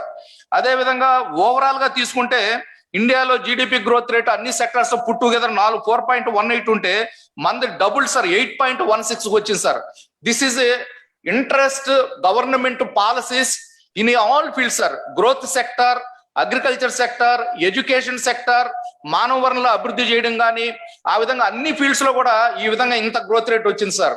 అందువల్ల దీంట్లో టోటల్ ఫుడ్ గ్రెయిన్ ప్రొడక్షన్ కూడా తీసుకున్నా కూడా సార్ మనకు 17% మోర్ కంపేర్డ్ టు ది 2018-19 కానీ తీసుకుంటే సార్ 19-20 కల్లా వచ్చింది సార్. ఈ సంవత్సరం ఇంకా ఫిగర్స్ రాలేదు. అంటే ఇంత గ్రోత్ రేట్ తీసుకొచ్చింది because of certain programmes sir. ఇంత మంచి ప్రోగ్రామ్స్ ఆర్బీకేస్ కానీ లేకుంటుంటే నీటి వనరుల అభివృద్ధి చేయడం కానీ, డిపార్ట్మెంట్ వ్యవసాయ శాఖ, వ్యవసాయ విశ్వవిద్యాలయం యొక్క అసోసియేషన్ కానీ టైమ్లీ ప్రాబ్లమ్స్ ఫీల్డ్ లెవెల్లో అటెండ్ చేయడం వల్ల కానీ, సమస్యలు తీర్చడంలో కానీ వీటన్నిటికి కూడా కానిచ్చి ఇనిషియల్ గా కొంత పెట్టుబడుల రూపంలో, బ్యాంకుల రుణ రూపంలో, అదే విధంగా రైతు భరోసా కింద కానీ ఇవన్నీ కూడా ఇచ్చి ఆర్థిక వనరులని పరిపుష్టం చేసి అది ఒక పెట్టుబడిగా, అంటే భవిష్యత్తులో మానవ వనరుల్లో వాళ్ళ ఆర్థికాభివృద్ధికి చేసేటువంటి ప్రక్రియలో భాగంగా ఇవన్నీ చేయడం వల్లనే ఇంత గ్రోత్ రేటు అన్ని సర్వీస్ సెక్టర్ లో ఇంక్లూడింగ్ అగ్రికల్చర్ లో వచ్చిందంటే it is a tremendous efforts by the government of Andhra Pradesh, sir. More so with our మన honorable vice chancellor వారి efforts, chief minister వల్ల, జగన్మోహన్ రెడ్డి గారి వాళ్ళ ఎఫర్ట్స్ లో ఓవరాల్ డెవలప్మెంట్ అనేది ఈ విధంగా వచ్చిందని మాత్రం మనం ఖచ్చితంగా మనము మనం చెప్పాలి సార్. ఇది చెప్పి తీరాల్సినటువంటి విషయం సార్. ఇకపోతే ఇంకా నేను అంటే చాలా ఉన్నాయి సార్ దీంట్లో. నేను ఇక్కడ ఈ మధ్య కాలంలో మనము ఒక అమూల్ తీసుకున్నాం సార్. అమూల్ది ఇప్పుడు మనము కోఆపరేటివ్ సెక్టర్ లో మిల్క్ తీసుకున్నాం సార్. మిల్క్ తీసుకుంటే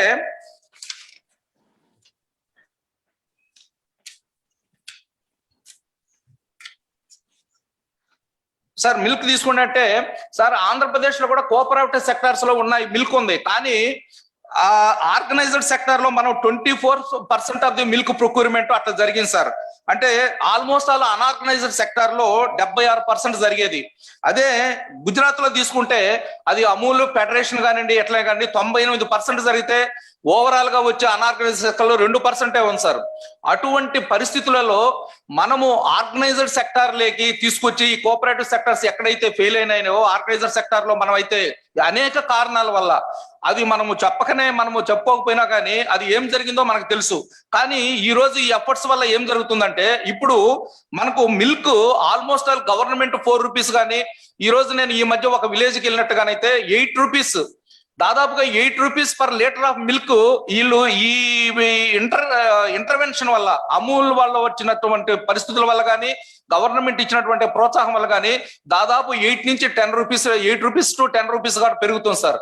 కాబట్టి ఇది ఒక గ్రోత్ సెక్టర్ సార్. అంటే ఒక అమూల్ ని ఒక ఇంటర్నేషనల్ గా వాళ్ళ ఉత్పత్తులు కానీ ఇండియాలో కానీ ఎంత రినౌండ్ ఆర్గనైజేషన్ ని ఈ విధంగా తీసుకొచ్చిన దాని వల్ల అక్కడే దాని యొక్క ఇంపాక్ట్ మనకు బాగా కనిపిస్తుంది సార్. అదే విధంగా రైతు భరోసా కేంద్రాలు sir, 1 stop at everything available ఆ విధంగా తీసుకొచ్చారు సార్. దీనివల్ల అందరూ మాట్లాడారు, పెద్దలు కూడా మాట్లాడారు. కాబట్టి ఇది ఒక one of the innovation sir. ఇది అంతర్జాతీయంగా అనేక దేశాలు, అనేక రాష్ట్రాలు, మన ఇండియాలో కూడా ఈ విధంగా విలేజ్ సెక్రటేరియట్ కానీ ఇది జరుగుతుంది సార్. దీన్ని ఇంకా కూడా ముందరకు తీసుకెళ్లాలి సార్. ఇకపోతే మా యూనివర్సిటీకి వచ్చాయి sir, we are very thankful to the our government and ముఖ్యమంత్రి గారికి. మాకు ఒక మంచి మెంబర్స్ బోర్డ్ ఆఫ్ మేనేజ్మెంట్ కమిటీని ఇచ్చారు సార్ యూనివర్సిటీకి, వ్యవసాయ విశ్వవిద్యాలయానికి.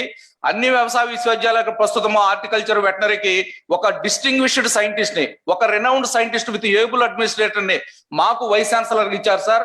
We are all working with coordination sir. We are identifying problem parts, we have the more interactions and we are planning the redefining our experiments and to suit the needs of the future needs as per the directions of the agricultural, Department of Agriculture as well as the government of Andhra Pradesh sir. And in this direction, last year, because of the efforts of the honorable vice chancellor and every scientist, every teacher in the university worked very hard. With the result 31st rank to we are achieved at a national level. Previously 31st rank to 30th rank sir.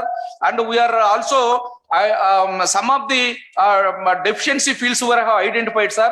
New programs, new institutions we are formulating sir. In that drone technology, it's a brainchild of our university sir, our vice chancellor. We are already last year technology, we have standardized the protocols in the 9 crops sir. And this year we want to, with the Department of Agriculture, we want to take into the farmers fields in a large scale sir. That is one thing sir. Apart from that, nanotechnology, we have a long time under this able guidance of the previous vice chancellors, honorable retired vice chancellor Raghav Reddy sir and Padmaraj sir, we have initiated nanotechnology, sir. Now we are, some trust we are giving again by our Vice Chancellor in the new frontiers of research in nanotechnology. And also, we are also preparing for this some establishment of this is policy center, sir, agriculture research policy center, sir.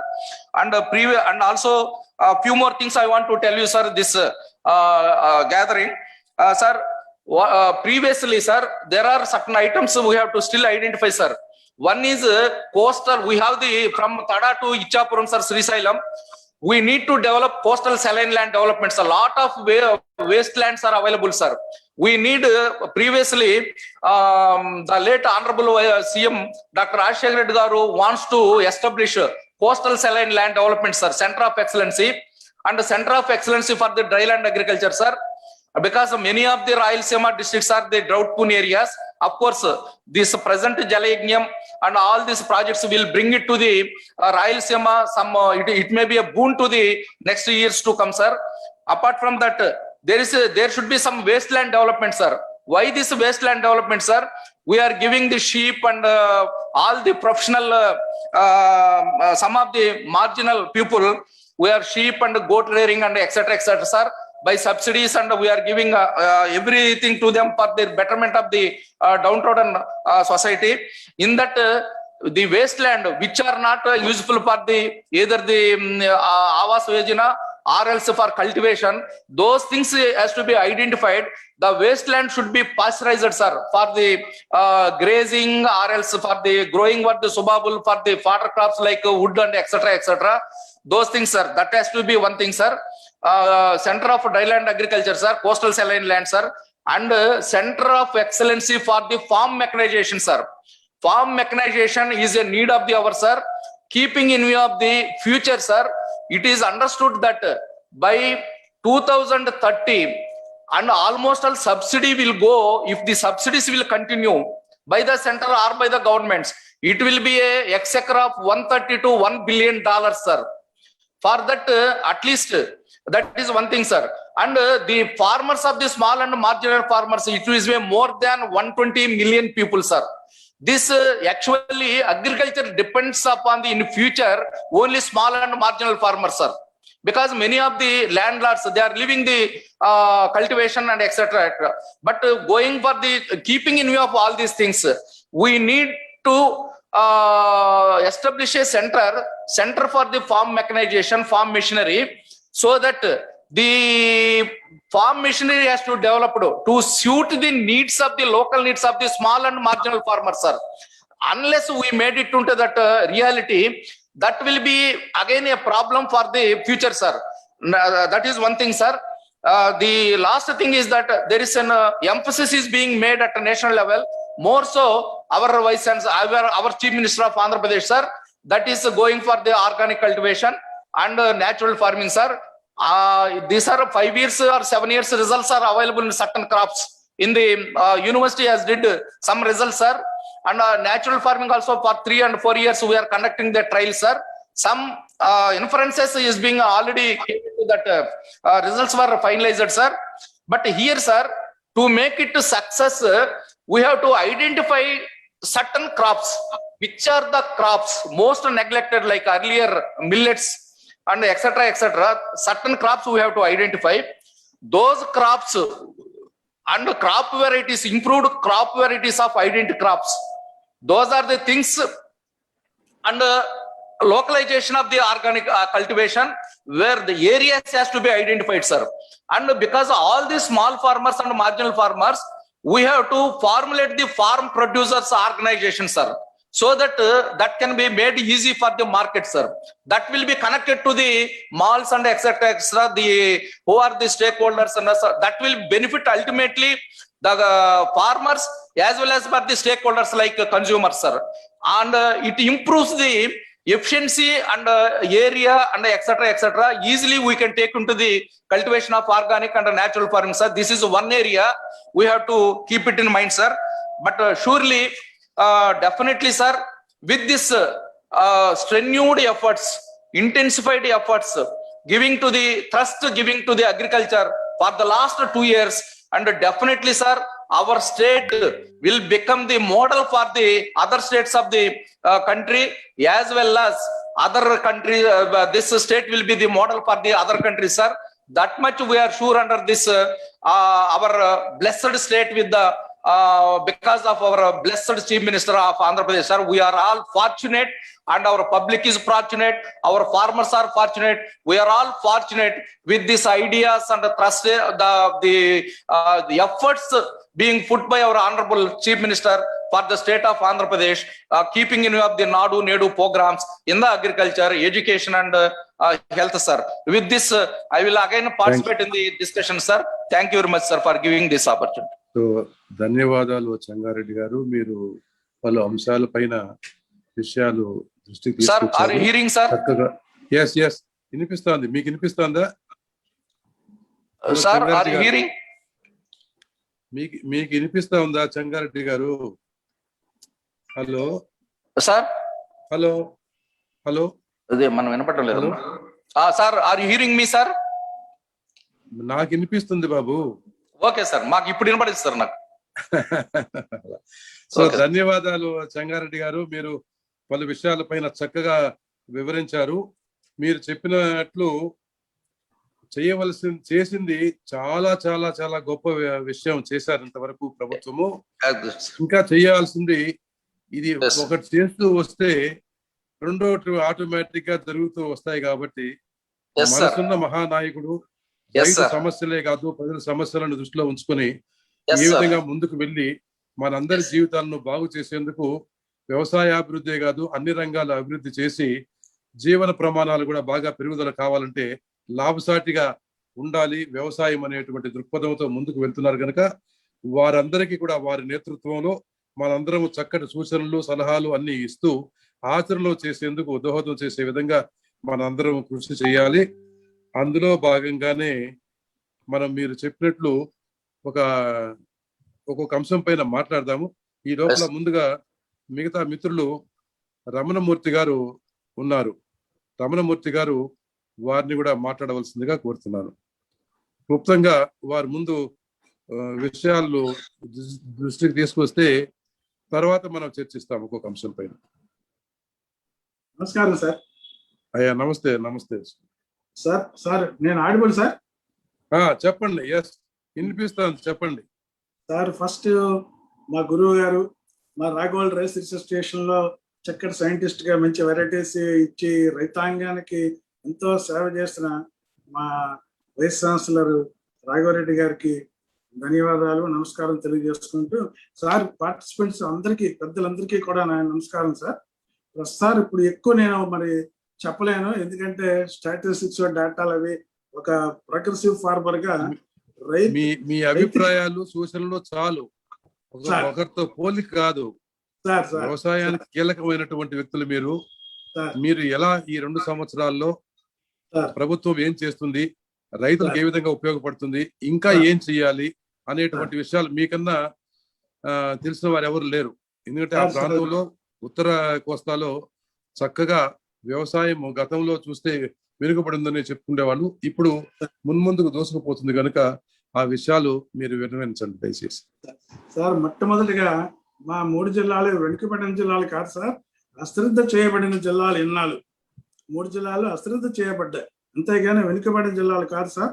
అయితే ఇప్పుడు మనకి అసలు రైతు భరోసా కేంద్రం, రైతు భరోసా పేరులోనే రైతుకి ఈ రోజు మన రాష్ట్రంలో మన గ్రామీణ వాతావరణంలో రైతుకి ఏ రకంగా ఉపయోగపడింది అనేది ఒక్క 5 పాయింట్లు క్లుప్తంగా ఉన్నాయి సార్.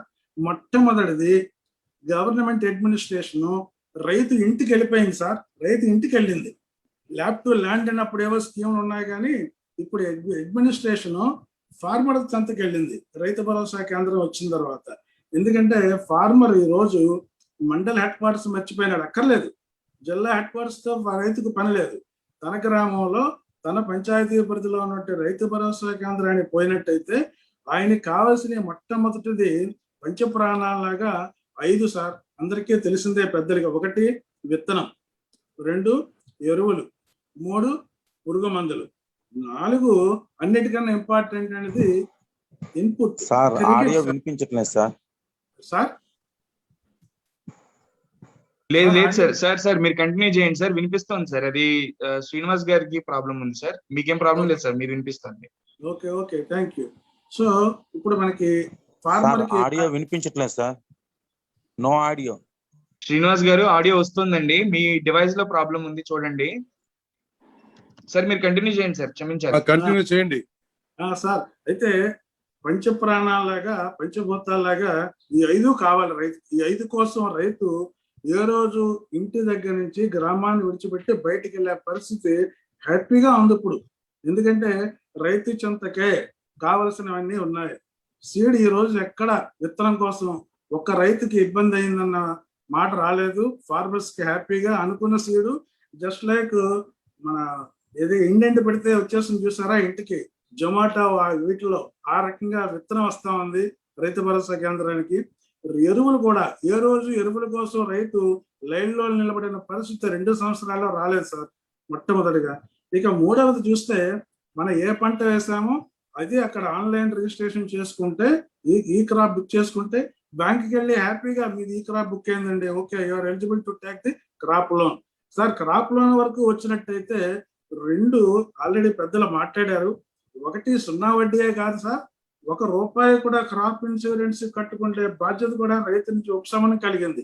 సో రైతుకి అనకూడదు ₹1,00,000 వరకు ఎవ్రీథింగ్ ఉచితమే. ఉచితానికి ఇంకా పదమైనా మంచిది ఉంటే అది చెప్పాలి. ఇన్సూరెన్స్ ఇంతకు ముందు రికవరీ చేసేవారు, అది రైతు కట్టుకోవాల్సి వచ్చేది. సరే ఇక ఇన్సూరెన్స్ క్లెయిమ్లు వస్తాయా లేదా, ఇన్సూరెన్స్ డబ్బు కట్టిన వాళ్ళకి వచ్చేదే లేదు. చాలా వరకు సొమ్ము బ్యాంకుల దగ్గర ఉండిపోయేది కట్టిన ఇన్సూరెన్స్ క్లెయిమ్ రాలేదంటే మీ ఇన్సూరెన్స్ లేదండి అనేవారు. ఇప్పుడు అలా లేదు. చాలా మంచి క్రిటికల్ ప్రాబ్లం అని విత్ 1 బటన్ సాల్వ్ చేస్తారండి మన ముఖ్యమంత్రి గారు, గౌరవ ముఖ్యమంత్రి గారు, మన ప్రభుత్వం. ఇక మూడవది సార్, పండించిన పంటకి రైతు ఎంతవరకు ఇబ్బంది పడేవారంటే చిన్న రైతు సన్నకారు రైతులు ముందు ట్రాక్టర్స్ వచ్చేస్తారు పొలాల్లోకి, వచ్చేసి బాబుని ధాన్యం కొంట ఎంత రేటు, లేకపోతే మిల్లర్ వస్తా ఉంటాడు. ఇప్పుడు రైతు ఎంత ధీమాగా ఉన్నాడంటే ఎక్కడ నువ్వు రావక్కర్లేదు, నేను రైతు భరోసా కేంద్రంలో నేను పండించిన వరి కానివ్వండి, మొక్కజొన్న కానివ్వండి, లేకపోతే పల్సెస్ కానివ్వండి, మా రైతు భరోసా కేంద్రానికి ఇచ్చుకుంటే మాకు డబ్బులు వస్తా ఉన్నాయి.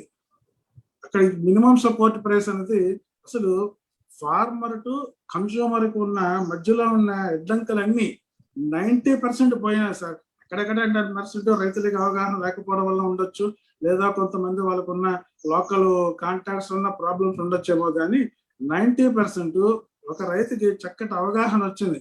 మనం పండించిన పంటని ఎవరికి పడితే వాళ్ళకి ఇచ్చుకోకర్లేదు. రైతుకి క్లియర్ గా చేతి మీద రాసుకొని ఉంచుకుంటున్నాడు. ఇక ఇంత డబ్బులు ఇవ్వాలి కదా, నువ్వు ఎందుకు క్వింటాల్కి ఇంత డబ్బులు ఇస్తున్నావు, ఎక్కడ పోతుంది, నీకు ఇచ్చే పని లేదు, పలానా వాళ్ళకి ఇస్తాం అని చాలా చక్కగా రైతు భరోసా కేంద్రాన్ని ఉపయోగించుకుంటా ఉన్నారు సార్. ఇది కాకుండా మనకి ఇంపార్టెంట్ సార్, ఇందాక పెద్దలు చెప్పారు, కెలామిటీ వస్తే ఈ ఏడాది కెలామిటీ వస్తే ఆ పేరు పెట్టి 2 ఏళ్ళు అయితే కానీ డబ్బులు వచ్చేవి కాదు, ఇన్పుట్ సబ్సిడీ. ఈ రోజు అది కాదు, నీకు ఆపద కలిగింది, ఆపద కలిగిన సీజన్ క్లోజ్ అయ్యేలాగానే నీకు ఆ కంపెన్సేషన్ ప్రభుత్వం ఎంత చక్కగా వస్తున్నాయంటే ఇన్పుట్ సబ్సిడీ, క్రాప్ డ్యామేజ్ కి ఏ రైతు కూడా కష్టపడాలి, వెళ్ళి చెప్పుకోవాలి, అక్కడికి ఇక్కడికి తిరగాలనేది లేదు. చక్కగా రైతు భరోసా కేంద్రానికి వెళ్ళి వాళ్ళు అక్కడ రికార్డ్ చేసుకుంటే వాళ్ళే వస్తున్నారు. ఈ రోజు చెప్పాను కదా సార్ ముందే, రైతు మండల్ హెడ్ క్వార్టర్స్ మర్చిపోయినాడు. రైతు భరోసా కేంద్రం వచ్చాక జిల్లా హెడ్ క్వార్టర్స్కి వెళ్ళే పని లేదు రైతుకి, ఎందుకంటే అన్ని తన ఇంటి దగ్గర జరుగుతా ఉన్నాయి. తనకి ఫ్రీ టైంలో వెళ్ళి చేసుకుంటున్నారు, వాళ్ళకి కావాల్సిన యాక్టివిటీని అక్కడికి వెళ్ళి రిజిస్టర్ చేసుకుంటున్నారు. తర్వాత సార్ ఇప్పుడు ఇంకొకటి, ఇప్పుడు సార్ చెప్పారు ఫార్మ్ మెకనైజేషన్ వరకు ఇప్పుడున్న ప్రొసీజర్ లో కస్టమ్ హైరింగ్ సెంటర్లో, సర్వీస్ సెంటర్లో ఇస్తామని చెప్తున్నారు. ఇది కాకుండా సన్నకారు చిన్నకారు రైతుకి రాబోయే రోజుల్లో, ఎందుకంటే సార్ ఇక్కడ 2 ప్రాబ్లమ్స్ ముడిపడి ఉన్నాయి సార్, ఉపాధి హామీ, ఫార్మ్ మెకనైజేషన్. ఫార్మ్ మెకనైజేషన్ లేకపోతే రైతుకి పని చేయవలసిన మనిషి దొరకట్లేదు ఫీల్డ్ లో, కాబట్టి ఉపాధి హామీ మనకి కావాలి, అది కూడా మనకు అవసరం, వారు కూడా బ్రతకాలి. But at the same time రైతు కూడా బ్రతకాలి. రైతుకి సీజన్ బిగిన్ అయ్యే వరకు ఉపాధి కూలీలు కావాలనుకుంటే పొలంలో పనిచేసిన వాళ్ళకి కాస్త ఇబ్బందిగానే ఉంది. హయ్యర్ లెవెల్లో మీ అందరూ పెద్దలందరూ కూర్చొని ముఖ్యమంత్రి గారితో ఒక మారు చర్చించి అసలు ఉపాధి హామీని వ్యవసాయానికి ఏ రకంగా ట్యాక్స్ చేయొచ్చు, ఏం లేదు సార్, చిన్న ఎగ్జాంపుల్ మీకు చెప్తాను. ఒక రైతు వ్యవసాయం చేయాలంటే దుక్కు దున్నాలి, నారు వేయాలి, ఉడచాలి, కోత, నూర్పు. దీనికి రైతు ఒక భార్యాభర్తలు ఇద్దరు చేసుకోలేరు, ఆయనకి ఎక్స్ట్రా మనుషులు కావాలి. మరి వీళ్ళే రైతులు అదే ఊరిలో ఉపాధి హామీకి వెళ్ళిపోతా ఉంటే మరి వీళ్ళకి వచ్చే రైతులు దొరకట్లేదు. సో అటువంటి పరిస్థితుల్లో ఉపాధి హామీకి వెళ్ళే వాళ్ళనే ఈ రైతు పొలంలో పనిచేయడానికి ఒక మోడాలిటీస్ తయారు చేస్తే మేధావులంతా కూర్చొని రాష్ట్ర స్థాయిలో ఇది మనం ట్యాగ్ చేయొచ్చనే మా అభిప్రాయం సార్ రైతు పరంగా. ఇక రెండవది సార్, ఇప్పుడు హార్టికల్చర్ వరకు వచ్చినట్టయితే యాజ్ అ రైతుగా ఇప్పుడు కావలసిన every schemes, sprinklers, micro irrigation, farm points, pack house, కొత్త టెక్నాలజీని తీసుకొచ్చి రైతుకు అందుబాటులో ఇస్తా ఉన్నారు సార్. అన్నిటికన్నా ఇంకొకటి మీ పెద్దలకి అందరికీ కూడా సార్ వినిపిస్తుందా సార్? వినిపిస్తుంది సార్, చాలా క్లియర్ గా వినిపిస్తుంది సార్. సార్ ఇంకొకటి ఏంటంటే రైతు ప్రొడ్యూస్ చేస్తున్నారు రా మెటీరియల్, మన ప్రభుత్వానికి ప్రొక్యూర్మెంట్ లో చక్కటి మినిమం ప్రైస్ తో తీసుకోగలుగుతున్నాడు. కానీ రైతుకి కాస్త డబ్బులు ఎక్కువ రావాలంటే చిన్న ఎగ్జాంపుల్ చెప్తాను సార్. మా మండలంలో మనకి పల్స్ షెల్లింగ్ మిషన్ ఇచ్చారు, పెసర, మినుము, కంది. చక్కగా చిన్న యూనిట్ పెట్టుకున్నాడు పిండి మిల్లు లాగా. ఈ పండించిన పెసలు, మినుములు, కందులు అక్కడ ఇచ్చేసరికి తొక్క తీసి చక్కగా మంచి పప్పు వస్తా ఉంది. దాన్ని మీరు చెప్పినట్టు ఇందాక చంగారెడ్డి గారు చెప్పారు, టైప్ చేయడానికి మనకి మహిళా సంఘాల నుంచి కానీ వీళ్ళ నుంచి కానీ ఆ మెటీరియల్ ప్యాక్ చేసి ఇచ్చినట్టయితే ఫార్మర్ కి రెమ్యునరేటివ్ ప్రైస్, కాస్త ఎక్కువ ప్రైస్ కూడా వస్తుంది. అటువంటి వాటి మీద కూడా కాస్త రైతు భరోసా కేంద్రాల్లో మనం వీలు కల్పించి 2-3 యూనిట్స్ కానీ రైతు భరోసా కేంద్రాలు పెట్టినట్టయితే రైతులకు పండిన దాన్ని తీసుకుని వెళ్ళి అక్కడ ఇచ్చుకొని అతనే వాల్యుయేషన్ ఆటోమేటిక్ గా వస్తుంది. వాల్యుయేషన్ తో ఎక్కువ ప్రైస్ కూడా వస్తుంది. అదే పల్సెస్ ప్రొక్యూర్మెంట్ చేసి మళ్ళీ ఆ రేటు కావాలంటే కొద్దిగా ఇబ్బంది ఉంది. ఇటువంటి వాటికి కాస్త వాల్యుయేషన్ లో స్మాల్ సైజ్ ప్రాసెసింగ్ యూనిట్స్ మండల స్థాయిలో కానీ, లేదా ఇక మండల స్థాయి వద్దు సార్, మనకి రైతు భరోసా కేంద్రాలనే అవి కూడా చేయాలని మరి ప్రభుత్వానికి రైతాంగం తరపున మనవి చేస్తా ఉన్నాం సార్. ఇక వైఎస్ఆర్ జలకళ గురించి చెప్పాలంటే ఇక మాటలు లేవండి. ఎందుకంటే మాకు మొన్న ఒక డౌట్ వచ్చి మా రైతులు మాట్లాడుకున్నాం, అరే మాన్సూన్ స్టార్ట్ అయింది, ఎన్నాళ్ళు అయింది, రాయలసీమలో వర్షాలు పడతా ఉన్నాయి, మనకి వర్షాలు ఇంకా రాలేదు. ఇందాక ఒకసారి చెప్పారు, రాయలసీమలో పద్మరాజు గారు అనుకుంటాను, రాయలసీమలో ఎంత హార్టికల్చర్ డెవలప్ అయింది, నీళ్లు పారుతా ఉంటే భూగర్భ వాటర్స్, అండర్ గ్రౌండ్ వాటర్ వచ్చింది. సో అక్కడ వర్షాలు పడుతున్నాయి. మాన్సూన్ వచ్చిన వెంటనే అక్కడ వర్షాలు పడినాయి, అక్కడ ఏర్లన్నీ మంచి వాటర్ వచ్చింది. మా జిల్లాలో వెనకబడుతున్నామే, ఒకప్పుడు ఇలా ఉండేది కదా అని. అంటే దట్ ఈస్ ది ఇండికేషన్. వేరే స్టాటిస్టిక్స్, వేరే డైనమిక్స్ ఏం అక్కర్లేదు సార్. రియల్ ప్రాక్టికల్ ఎగ్జాంపుల్ అనమాట. 2 years లో మాన్సూన్ వచ్చిన వెంటనే అంత చక్కటి వర్షాలు రాయలసీమ జిల్లాలకు వచ్చినాయి, ఇంకా ఇటు కూడా వస్తాయి. అంటే మీకు ఎగ్జాంపుల్స్ చెప్తా ఉన్నాం అన్నమాట. అది ఇంపార్టెంట్ సార్. ఇక మూడవది పశుపోషణ. రైతుకి ఖచ్చితంగా వ్యవసాయంతో పాటు పశుపోషణ, పాడి పంట. సో ఆ పశుపోషణలో కూడా రైతుకి కావాల్సిన ఇంకొద్దిగా మనకి రైతుకి ఇప్పటికే ఇన్సూరెన్స్ చాలా బాగుంది. ఇన్సూరెన్స్ ఏజెంట్ వచ్చి ఇన్సూరెన్స్ చేసుకునే పని లేదు. లోకల్ వెటర్నరీ అసిస్టెంట్ చెప్పినట్టయితే వెటర్నరీ డాక్టర్ గారు వాళ్ళే ఇన్సూరెన్స్ చేస్తున్నారు, వాళ్ళే మనకు ట్యాగ్ ఇస్తున్నారు. ప్రతి యానిమల్ కి ఒక ఐడి నెంబర్ ఇచ్చారు. ఏమైనా పొరపాటుని కానీ చనిపోయినట్టయితే ఆ ఐడి నెంబర్ ఉంటే వాళ్ళే మొత్తం ప్రాసెస్ చేస్తా ఉన్నారు. కాబట్టి అదొకటి సార్. మరి ఒకవేళ మీ పర్మిషన్ తో సార్, మన రాఘవరెడ్డి గారి పెద్దల పర్మిషన్ తో సార్ వినిపిస్తున్నా సార్? చెప్పండి సార్. ఒక్క ఫోటో, ఎందుకంటే హార్టికల్చర్ లో ఫారం పాండ్ ఒకటి శాంక్షన్ చేశారు సార్ మాకు. ఆ ఫారం పాండ్ ఎంత ఉపయోగపడుతుంది అంటే జస్ట్ ఆ ఫోటో చూపిస్తాను సార్. మరి చూపించండి, కనబడతా ఉంది సార్. అది అవునవునవును, 60 అడుగులు ఇంటూ 60 అడుగులు ఇంటూ 10 అడుగులు డెప్త్ సార్. ఇప్పుడు రేపు వర్షం పడిందంటే మాకు ఫారం పాండ్ అంతా నిండిపోద్ది సార్. దీనికైనా ఆ జాగా చూస్తే 10 సెంట్లు కూడా లేదు. నాకు రెండో పంటకి కావాల్సినంత వాటర్ తీసుకుంటా ఉండదు సార్. మంచి ఫారం పాండ్ సార్ ఇది. మననే హార్టికల్చర్ వాళ్ళు శాంక్షన్ చేశారు. చక్కగా ఫారం పాండ్ మేము కట్టుకున్నాం సార్. ఇలాంటివి చాలా చక్కటి కార్యక్రమాలు మరి పెద్దల మీరందరూ కూర్చొని ముఖ్యమంత్రి గారితో ఇక్కడ ఒకటే సార్, ఆయనకున్న కమిట్మెంట్, ముఖ్యమంత్రి గారికి రైతు నాకు ఫస్ట్ కావాలి. ఎవరు సార్ రైతును అన్నాన్ని పిలిచారు ఈ నాయకుల్లో? ఇప్పటి వరకు రైతును కూడా అన్నాన్ని పిలిచిన నాయకులు, ముఖ్యమంత్రులు ఎవరున్నారు సార్? పెద్ద ఆయన మహానుభావుడు రాజశేఖర రెడ్డి గారి తర్వాత మళ్ళీ ఇక్కడే రైతును అన్నాన్ని పిలిచిన పెద్దలు ఎక్కడా లేరు పరిపాలకులు. అటువంటిది మరింత జగన్మోహన్ రెడ్డి గారు మరింత మనకి సాయం చేసి రైతాంగాన్ని ముందుకు తీసుకెళ్తారని, రైతాంగం తాలూకా సమస్యలు అందరితో మేధావులతో కూర్చొని చర్చించి ఒక కాంప్రహెన్సివ్ పాలసీని తర్వాత సార్ ఇక్కడ పంటకి బీమా ఉంది, రైతుకు కూడా బీమా ఉంది సార్. ఇద్దరికీ బీమా ఉంది కష్టకాలంలో. రైతు బీమా ఉంది, పంట బీమా కూడా ఉంది. సో ఇటువంటి మరి చాలా ఉన్నాయి. టైం ఎక్కువ తీసుకున్నానేమో పెద్దలందరి దగ్గర నేను మాట్లాడడానికి. మీరు పర్మిషన్ ఇచ్చినట్టయితే ఈ అవకాశం ఇచ్చిన పెద్దలందరికీ మరొక మారు నా యొక్క ధన్యవాదాలు తెలియజేసుకుంటున్నాను sir. Thank you very much sir. ధన్యవాదాలు రమణమూర్తి గారు. చక్కటి విషయాలు, రైతు స్థాయిలో ఫీల్డ్ లెవెల్లో ఏం జరుగుతుందనేటువంటి అంశాన్ని ప్రస్ఫుటంగా మీరు వెల్లడించారు. చాలా సంతోషం. మరి మీ మాదిరే ప్రక్కనే మన గోదావరి జిల్లాలో మన యేసుబాబు ఉన్నారు. వారు కూడా భీమవరం ఆ ప్రాంతంలో చేసేటువంటి వ్యవసాయం చేసేటువంటి ప్రత్యక్షంగా అతను రైతే. అతని దగ్గర నుంచి కూడా విన్నాం. యేసుబాబు మాట్లాడండి.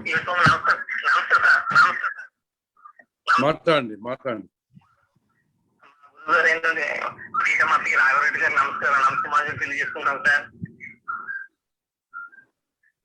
ఈ జగన్ అంటే అండి, అంటే జనం మెచ్చిన, అంటే గుర్తించిన, జన్ అంటే నాయకుడు, జనం మెచ్చి గుర్తించిన నాయకుడు జగన్ అండి. జగన్ జననాయకుడు.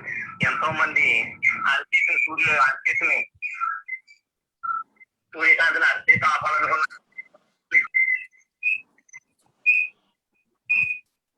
చెప్పండి మాట్లాడండి.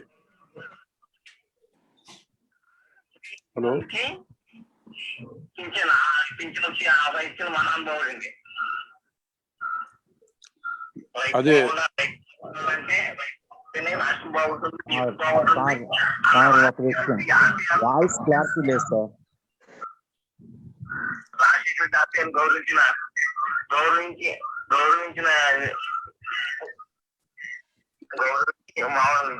కొడుకు నాయకుడు అండి. రైతులకు 0 ప్లస్ రైతు భరోసా ప్లస్ పంటల బీమా, రైతు భరోసా కేంద్రాలు, రైతు పంట దాచుకోవడానికి గొడవలు, అలాగే నివర్తపాలలో నష్టపోయిన వాళ్ళకి వెంటనే పరిహారం. సార్ ఈశ్వర్ గారు ఒక్క నిమిషం అండి, ఒక్క నిమిషం. యేసుబాబు గారిని ఆయనకు వచ్చే వాయిస్ ఆఫ్ చేయమనండి. అదే యేసుబాబు ఒక్క నిమిషం అలా ఆగు యేసుబాబు, ఒక్క నిమిషం అలా ఆగు. ఒక్క నిమిషం అండి యేసుబాబు గారు. ఒకసారి మీరు ఫోన్ లో కూడా వింటున్నారు కదా, ఫోన్ లో వినేది మీరు వాల్యూమ్ తగ్గించుకొని, వాల్యూమ్ బాగా తగ్గించేసుకుని అప్పుడు ఫోన్ లో మాట్లాడండి. అది వినబడుతుంది క్లియర్ గా. లేదంటే ఈకో వస్తుందండి. మీ వాయిస్ మళ్ళీ వినబడుతుంది, అది ఈకో వస్తుందండి, ప్రాబ్లం అవుతుంది. ఓకే, థ్యాంక్ యూ అండి. అది కొద్ది అదే మీ ఫోన్ లో ఉండేటువంటిది వాయిస్, వినే వాయిస్ తగ్గించేసి మీరు మాట్లాడి వినిపిస్తుంటది మాకు బాగా. చెప్పండి. తెల్లవారుతుందని అవతాతలకి తెల్లవారుజామున ఇంటికి పింఛన్ అండి. ఏ ప్రభుత్వం చేయలేని పథకం అండి ఇది. రైతు బాగుంటేనే రాష్ట్రం బాగుంటుంది సార్. రాష్ట్రం దేశం బాగుంటుందని అన్న రాజశేఖర ఆశయాలను గౌరవించి వ్యక్తి సార్. రైతు భరోసా సార్, పంటల బీమా పథకం, మద్దతు ధర సార్, రైతు భరోసా కేంద్రం సార్, పంట దాచుకోవడానికి గొడవలు సార్, ఇవన్నీ ఇచ్చిన ప్రభుత్వం రైతు ప్రభుత్వం సార్. ఇది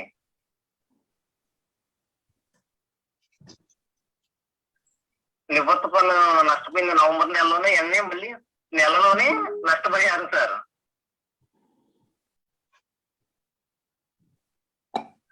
అలాగే insurance sir, insurance sir, insurance sir, వెంటనే ఇన్సూరెన్స్, దాని కూడా ఇన్సూరెన్స్ కూడా గ్రౌండ్ లెవెల్ లో వెంటనే మామూలుగా అన్ని సమస్యలు తెలుసుకుని ఈ క్రాప్ ఇతరులకు అసలు ఎంత పంట నష్టం, ఎక్కడ జరిగింది, ఏంటి అని వివరాలు సేకరించి పూర్తిగా ఎవరికి అందరికి అందులో ఉన్నాయా మొత్తం, అందులో ఎలిజిబుల్ ఉన్న వాళ్ళు ప్రతి ఓరికి ఇన్సూరెన్స్ సార్. అలాగే సార్ 2 రూపాయలకి విద్యుత్ సార్. అవును సార్ వాయిస్ క్లారిటీ లేదు సార్, రైతు దయచేసి ప్రభుత్వం ఆడియో క్లియర్ చేయమని సార్. అందులో మటుకు ఎటువంటి అనుమానం లేదు సార్ సార్. వాయిస్ ఇది క్లారిటీ లేదు. ఖచ్చితంగా రైతు ప్రభుత్వం సార్. రైతుకి పథకాలు ఇంత ఇదిగా చేసిన ఏ ప్రభుత్వం లేదు సార్. ఓహో వైఎస్ రాజశేఖర రెడ్డి గారు ఇది వరకు గతంలో ప్రతి రైతుకి ఎవరు లేరు, ప్రతి రైతుకి అప్పున్న రైతుకి 5,000 ఇచ్చిన మహానుభావుడు సార్. అందులో ఒక రైతు కూడా మిస్ అవ్వలేదు సార్. అలాగే లివర్ తుఫాన్లో కానీ ఇన్సూరెన్స్ లో కూడా సార్ నష్టపోయిన రైతు అంటూకి పూర్తిగా 100% నష్టపరిహారం అందింది సార్. అందులో మధ్య డౌట్ లేదు సార్. వెరీ గుడ్, సంతోషం. ఇంకా ఏమైనా ఉన్నాయా? ఇది రైతు ప్రభుత్వం ఏదో చేసాం చెప్పేసుకుంటామంట కాదండి. పబ్లిక్ రూపాయి రైతు చెప్తే 2 రూపాయలు ఇచ్చి పబ్లిక్ చేస్తున్నారు టీడీపీ ప్రభుత్వం సార్. అది ఈ 2 సంవత్సరాలు అసలు రైతుకి మామూలుగా మొత్తం రైతు ఎక్కడ చూసినా రైతుకి. ఓహో సార్ ఎక్కడ రైతు పథకాలే సార్. ఎక్కడ చూసినా అందరూ ఒక రైతు మా గ్రౌండ్ ఫ్లోర్ లో నేను సామాన్య రైతులని గ్రౌండ్ ఫ్లోర్ లో ఏ రైతు లేదు సార్. మామూలు ప్రతి వాళ్ళు అందులో 100%. సంతోషం. రైతులతో నాతో మాట్లాడతారు అవకాశం చాలా ధన్యవాదాలు సార్. అలాగే మీకు కూడా చాలా ధన్యవాదాలు యేసుబాబు గారు. చక్కగా మీరు విషయాలను మీ స్థాయిలో ప్రభుత్వము ద్వారా ఎలా మీరు లబ్ధి పొందుతున్నారో చక్కగా వివరించారు. ధన్యవాదాలు. మీకు చేరినందుకు అందరి తరఫున ధన్యవాదాలు తెలియజేసుకుంటున్నాను. ధన్యవాదాలు. మరి ఇప్పుడు సార్ వారు కానీ, మన ఉమారెడ్డి సార్ కానీ, తర్వాత ఉమారెడ్డి వెంకటేశ్వర సార్ కానీ, లేకపోతే మన బిఎంసి రెడ్డి సాబ్ కానీ ఉన్నారా లైన్ లో?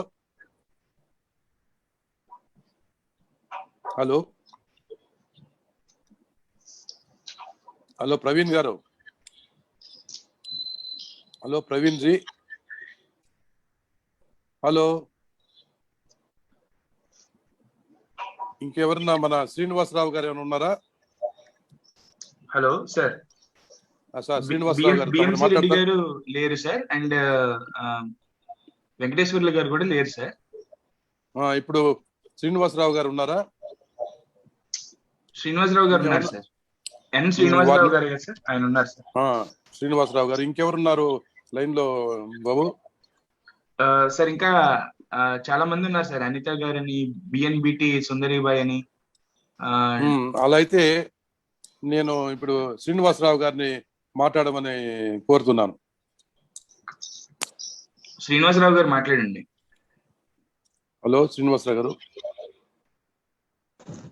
సార్ నమస్కారం సార్ అందరికి. అయ్యా నమస్కారం. జై జగన్. పెద్దలందరూ మాట్లాడారు. నేను రైతాంగం గురించి అంటే పెద్దగా చెప్పలేను కానీ శ్రీకాకుళం నుంచి సార్ పెద్దలందరూ మాట్లాడారు. అయితే రాజశేఖర రెడ్డి గారు తనయుడు పులి కడుపున పులే పుడతాడు అనే విధానానికి జగనన్న పాదయాత్రలో తిరిగినటువంటి ఈ తాలూకా నాడి, జనాల నాడి అనేది చాలా వరకు సఫలీకృతం చేశారు సార్. ఒక నిరుద్యోగ యువతలోనే అయితేనేమి, ఒక అమ్మఒడి అంటే ఒక స్కూళ్ళు, ఒక అంతకు ముందు అయితే ప్రైవేట్ స్కూల్లోని చాలా అద్భుతంగా ఉండేది. ఈ రోజు అంటే ప్రైవేట్ స్కూల్కి తలదన్నే విధంగా జగనన్న గారు నిజంగా నాడు నేడు ప్రోగ్రామ్ లో అన్నటువంటి వాళ్ళకి అది అతీతం సార్. అది ఒక యాజ్ ఏ స్టూడెంట్ గా నేను అసలు అమోఘం సార్.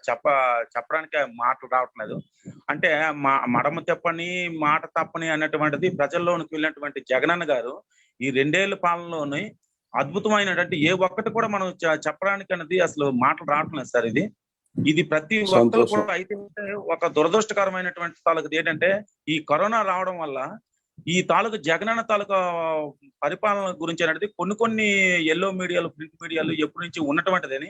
కాకపోతే ఏంటంటే నాకు తెలిసినంత వరకు ప్రజల్లో మాత్రం జగనన్న అన్నట్టు స్థిరస్థాయిగా, అంటే రాజశేఖర రెడ్డి గారికి కంట మంచి ఇది అనేటువంటి ఒక గుర్తింపు అనేది ప్రజల నోట్లో మాత్రం నానుకొని ఉన్నారు సార్. ఇదైతే 100% ఒక వైఎస్ఆర్ పార్టీ కార్యకర్తగా అయితే నేను చెప్పడం లేదు సార్.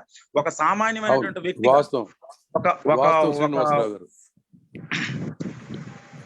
సార్, నా వాయిస్ వాస్తవం మీరు వినిపిస్తుంది, మీరు చెప్పింది సంతోషము, అది నిజం కూడాను. ఇంకా వేరే ఇంకో పాయింట్ కూడా చెప్పండి, ఇంకా ఒక వ్యవసాయం గురించి కూడా చెప్పండి. వ్యవసాయం గురించి అంటే నాకు పెద్దగా వ్యవసాయం గురించి అంటే ఐడియా లేదు సార్ నాకు. అదే చెప్పండి. ప్రకారం బట్టి జగనన్న కోసమైనది ఒక వైఎస్ఆర్ పార్టీ కార్యకర్తగా కాకుండా ముందుగా అంటే రాజశేఖర రెడ్డి గారికి నేను ధన్యవాదాలు తెలుపుకుంటున్నాను సార్. ఈ గ్రూప్ పెద్దలందరినీ, మీలాంటి మేధావులందరినీ కూడాను ఈ గ్రూప్ ని క్రియేట్ చేసి ఈ యొక్క మీటింగ్ లో పాల్గొనే విధంగా ఒక్కొక్కరు సమస్యలు కూడా ఈ విధంగా చెప్తున్నటువంటి తలకి ఇది నిజంగా ఇది అమోఘం సార్.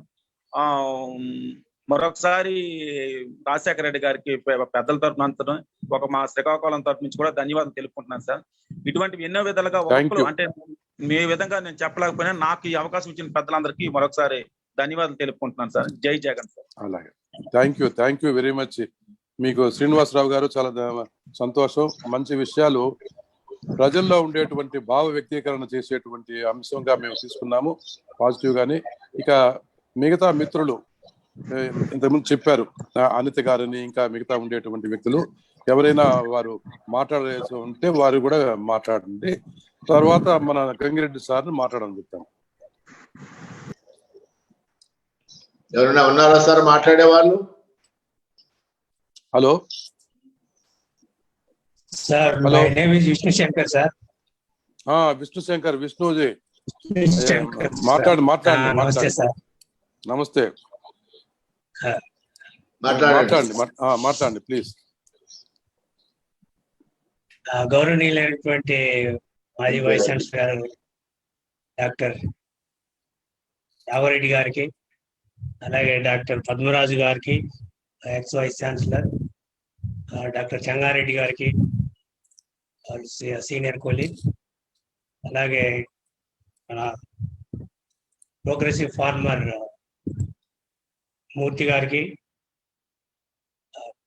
గంగిరెడ్డి గారికి, ఈ సమావేశానికి ఇన్వైట్ చేసినటువంటి డాక్టర్ రాజశేఖర రెడ్డి గారికి అందరికీ నమస్కారాలండి. మనం గత 2 సంవత్సరాల వ్యవసాయం అభివృద్ధి ఏ విధంగా జరిగింది, ప్రభుత్వం ఏ విధంగా సమర్థవంతంగా పనిచేసింది చెప్పుకోవాలంటే, ఈ 2 సంవత్సరాల్లో 15-16 నెలలు మనం ఈ కోవిడ్ పాండమిక్ తోనే ఫైట్ చేయాల్సినటువంటి సందర్భం ఉంది. ఈ కోవిడ్ పాండమిక్ నేపథ్యంలోనే మన 2 సంవత్సరాలు ప్రభుత్వం ఏ విధంగా పనిచేసింది, అలాగే చీఫ్ మినిస్టర్ లీడర్షిప్ ఏ విధంగా పనిచేసింది అనేది రెండింటిని సమన్వయం చేసుకుంటే మనకి ఈజీగా అర్థమవుతుంది. అనేటువంటి పరిస్థితుల్లో, తో కూడినటువంటి పరిస్థితుల్లో ఏ విధంగా లీడర్షిప్ అనేది రాష్ట్రానికి మన చీఫ్ మినిస్టర్ గారు ఇవ్వగలిగారు అనేది ఈ కోవిడ్ పాండమిక్ నేపథ్యంలోనే మనం చర్చించుకుంటే చాలా అగ్రికల్చర్ ప్రోగ్రెస్ ని భావ్యంగా ఉంటుందని నేను భావిస్తున్నాను సార్. ప్రస్తుతం ఈ కోవిడ్ నేపథ్యంలో మనకి ట్రాన్స్పోర్ట్, మార్కెట్ సిచ్యువేషన్స్ అంతా కూడా బాటిల్ నెక్స్ బాగా వచ్చినాయి. సప్లై చైన్ సిస్టమ్ అంతా డిస్రప్ట్ అయిపోయింది. దానివల్ల పెరిషబుల్ కమోడిటీస్, ఫ్రూట్స్, వెజిటబుల్స్ కానీ, ఫిషరీస్ ప్రోడక్ట్స్ కానీ, లైవ్ స్టాక్, పౌల్ట్రీ ప్రోడక్ట్స్ కానీ, అలాగే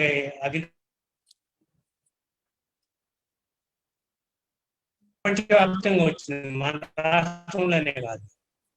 కానీ ప్రపంచవ్యాప్తంగా, దేశవ్యాప్తంగా వచ్చినప్పుడు మన రాష్ట్రం ఏ విధంగా వీటన్నిటిని తట్టుకొని నిలబడగలిగింది అనేది ప్రధానమైనటువంటి అంశంగా మనం అభివృద్ధి గురించి కూడా మాట్లాడుకోవాలా. ఈ కమోడిటీ సేల్స్ కానీ, కమోడిటీ ప్రైసెస్ ఇవన్నీ కూడా చాలా ఎఫెక్ట్ అయింది.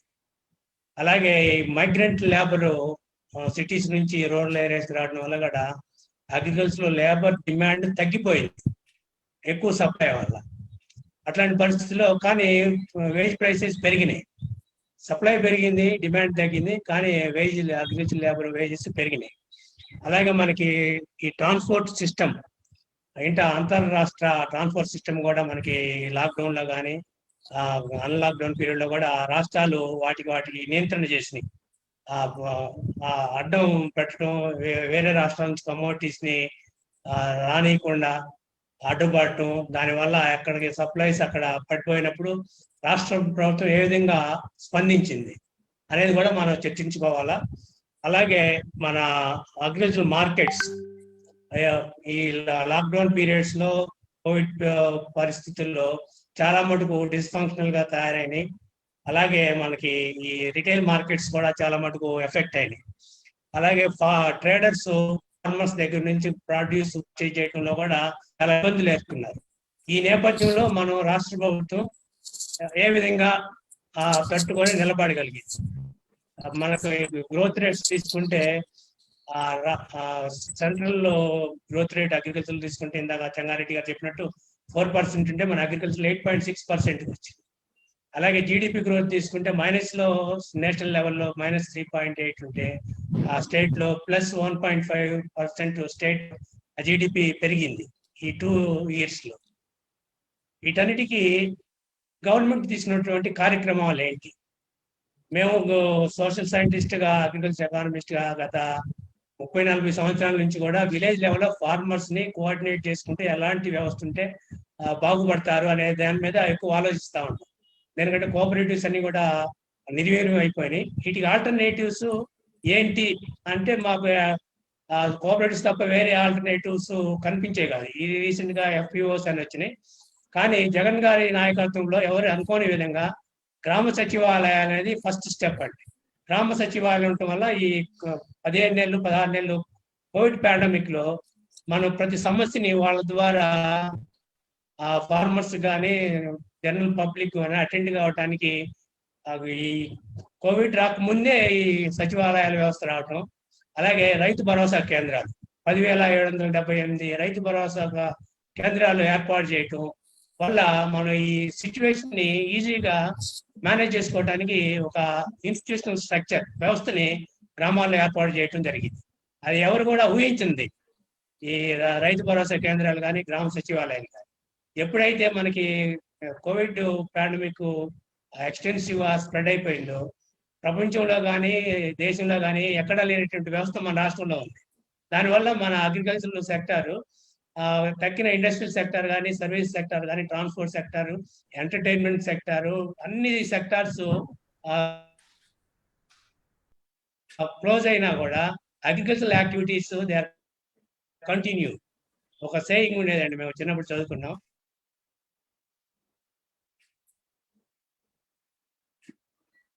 చెప్పండి. హలో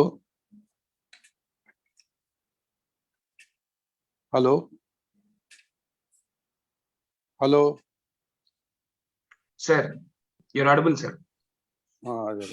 అటువైపు నుంచి వినిపించడం లేదు అంతకని. ఎస్ సార్, విష్ణుశంకర్ రావు గారిది బ్యాండ్ విత్ ప్రాబ్లమ్ అనుకుంటాను సార్. లైక్ పైన కనబడుతుంది సార్ బ్యాండ్ విత్ ఇష్యూ అని. సార్ విష్ణుశంకర్ సార్, మీకు వినిపిస్తుందా సార్ మేము మాట్లాడేది?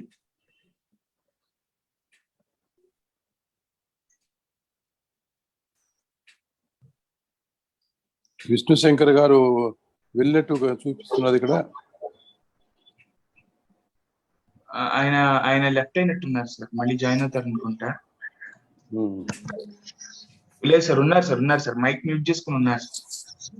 విష్ణుశంకర్ సార్, మీరు అన్మ్యూట్ చేసి మాట్లాడడానికి ట్రై చేయండి సార్ ఒకసారి. హలో, ఓకే సార్, వినిపిస్తుంది సార్. చెప్పండి శంకర్రావు గారు. ఈ రైతు భరోసా కేంద్రాల ద్వారా క్వాలిటీ సీడ్స్, ఫర్టిలైజర్స్, పెస్టిసైడ్స్ ఇదివరకైతే ట్రేడర్స్ మీద ఆధారపడి స్పూరియస్, అడల్టరేటెడ్ ఇన్పుట్స్ రైతులు చాలా ఎఫెక్ట్ అవుతుండేవాళ్ళు. ప్రతిరోజు మనం పేపర్లో చూస్తూ ఉన్నాం రేట్స్ కానీ, లేకపోతే దానివల్ల నష్టపోయినటువంటి రైతుల్ని. కానీ రైతు భరోసా కేంద్రాల వల్ల, అలాగే దీనికి అనుసంధానంగా ప్రతి నియోజకవర్గంలో quality testing labs, seed testing labs కానీ, ఫర్టిలైజర్, పెస్టిసైడ్ టెస్టింగ్ ల్యాబ్స్ కూడా ఈ రైతు భరోసా కేంద్రాలకి అనుసంధానించి రాష్ట్ర ప్రభుత్వం చర్యలు తీసుకుంది. అలాగే ఈ రైతు భరోసా కేంద్రాల ద్వారా ఈ క్రాపింగ్ సిస్టమ్, అంటే రైతు వేసినటువంటి ప్రతి క్రాప్ ని కూడా కంప్యూటరైజ్ చేయటం, కంప్యూటరైజ్ చేసి ఏకరేజ్ కానీ ప్రొడక్షన్ కానీ క్రాప్ ప్యాటర్న్ కానీ ఏ రైతులు అయితే చేస్తున్నారో వాళ్ళకి క్రాప్ ఇన్సూరెన్స్ స్కీమ్ కానీ లేకపోతే జీరో ఇంట్రెస్ట్ లోన్స్ క్రియేట్ చేయటం. ఈ క్రాప్ ఇన్సూరెన్స్ స్కీమ్ లో మనకి దగ్గర దగ్గర 30.82 లక్షల మంది రైతులు దీని వల్ల లబ్ధి పొందటం జరిగింది. క్రాప్ ఇన్సూరెన్స్ లో కూడా ఈ ఖరీఫ్ లో నష్టపోతే నెక్స్ట్ ఖరీఫ్ లోపు రైతుకి ఈ ఇన్సూరెన్స్ క్లెయిమ్ అనేది ఇవ్వాలనేటువంటిది కూడా ప్రధానమైనటువంటి ఉద్దేశంతో రాష్ట్ర ప్రభుత్వం పనిచేస్తా ఉంది. సో లాస్ట్ ఇయర్ ఖరీఫ్ లో జరిగింది. ఈ సంవత్సరం మొన్న ఖరీఫ్ స్టార్టింగ్ కే లాస్ట్ మంత్ ఈ క్రాప్ ఇన్సూరెన్స్ క్లెయిమ్స్ అన్ని కూడా పే చేయటం జరిగింది. అలాగే ఈ క్రాప్ డ్యామేజ్ సంబంధించిన అమౌంట్స్ కూడా రైతులకు ఇవ్వడం జరిగింది. ఇంకొక ఆస్పెక్ట్ ఈ రైతు భరోసా కేంద్రాలు ఏంటంటే ఈ ప్రొడ్యూస్ పర్చేస్ సెంటర్స్. ఈ రైతు భరోసా కేంద్రాలకి రైతులు పండించిన పంటని ఈ కేంద్రాల ద్వారా అమ్మినప్పుడు ఈ మినిమం సపోర్ట్ ప్రైస్ ద్వారా పర్చేజ్ చేయటం అనేది చాలా ఇంపార్టెంట్ నిర్ణయం అంటే రాష్ట్ర ప్రభుత్వం తీసుకుంది. ఎందుకంటే మినిమం సపోర్ట్ ప్రైస్ లీగలైజ్ చేయాలని అది 6 నెలలుగా ఢిల్లీలో రైతులు ఆందోళన చేస్తా ఉన్నారు.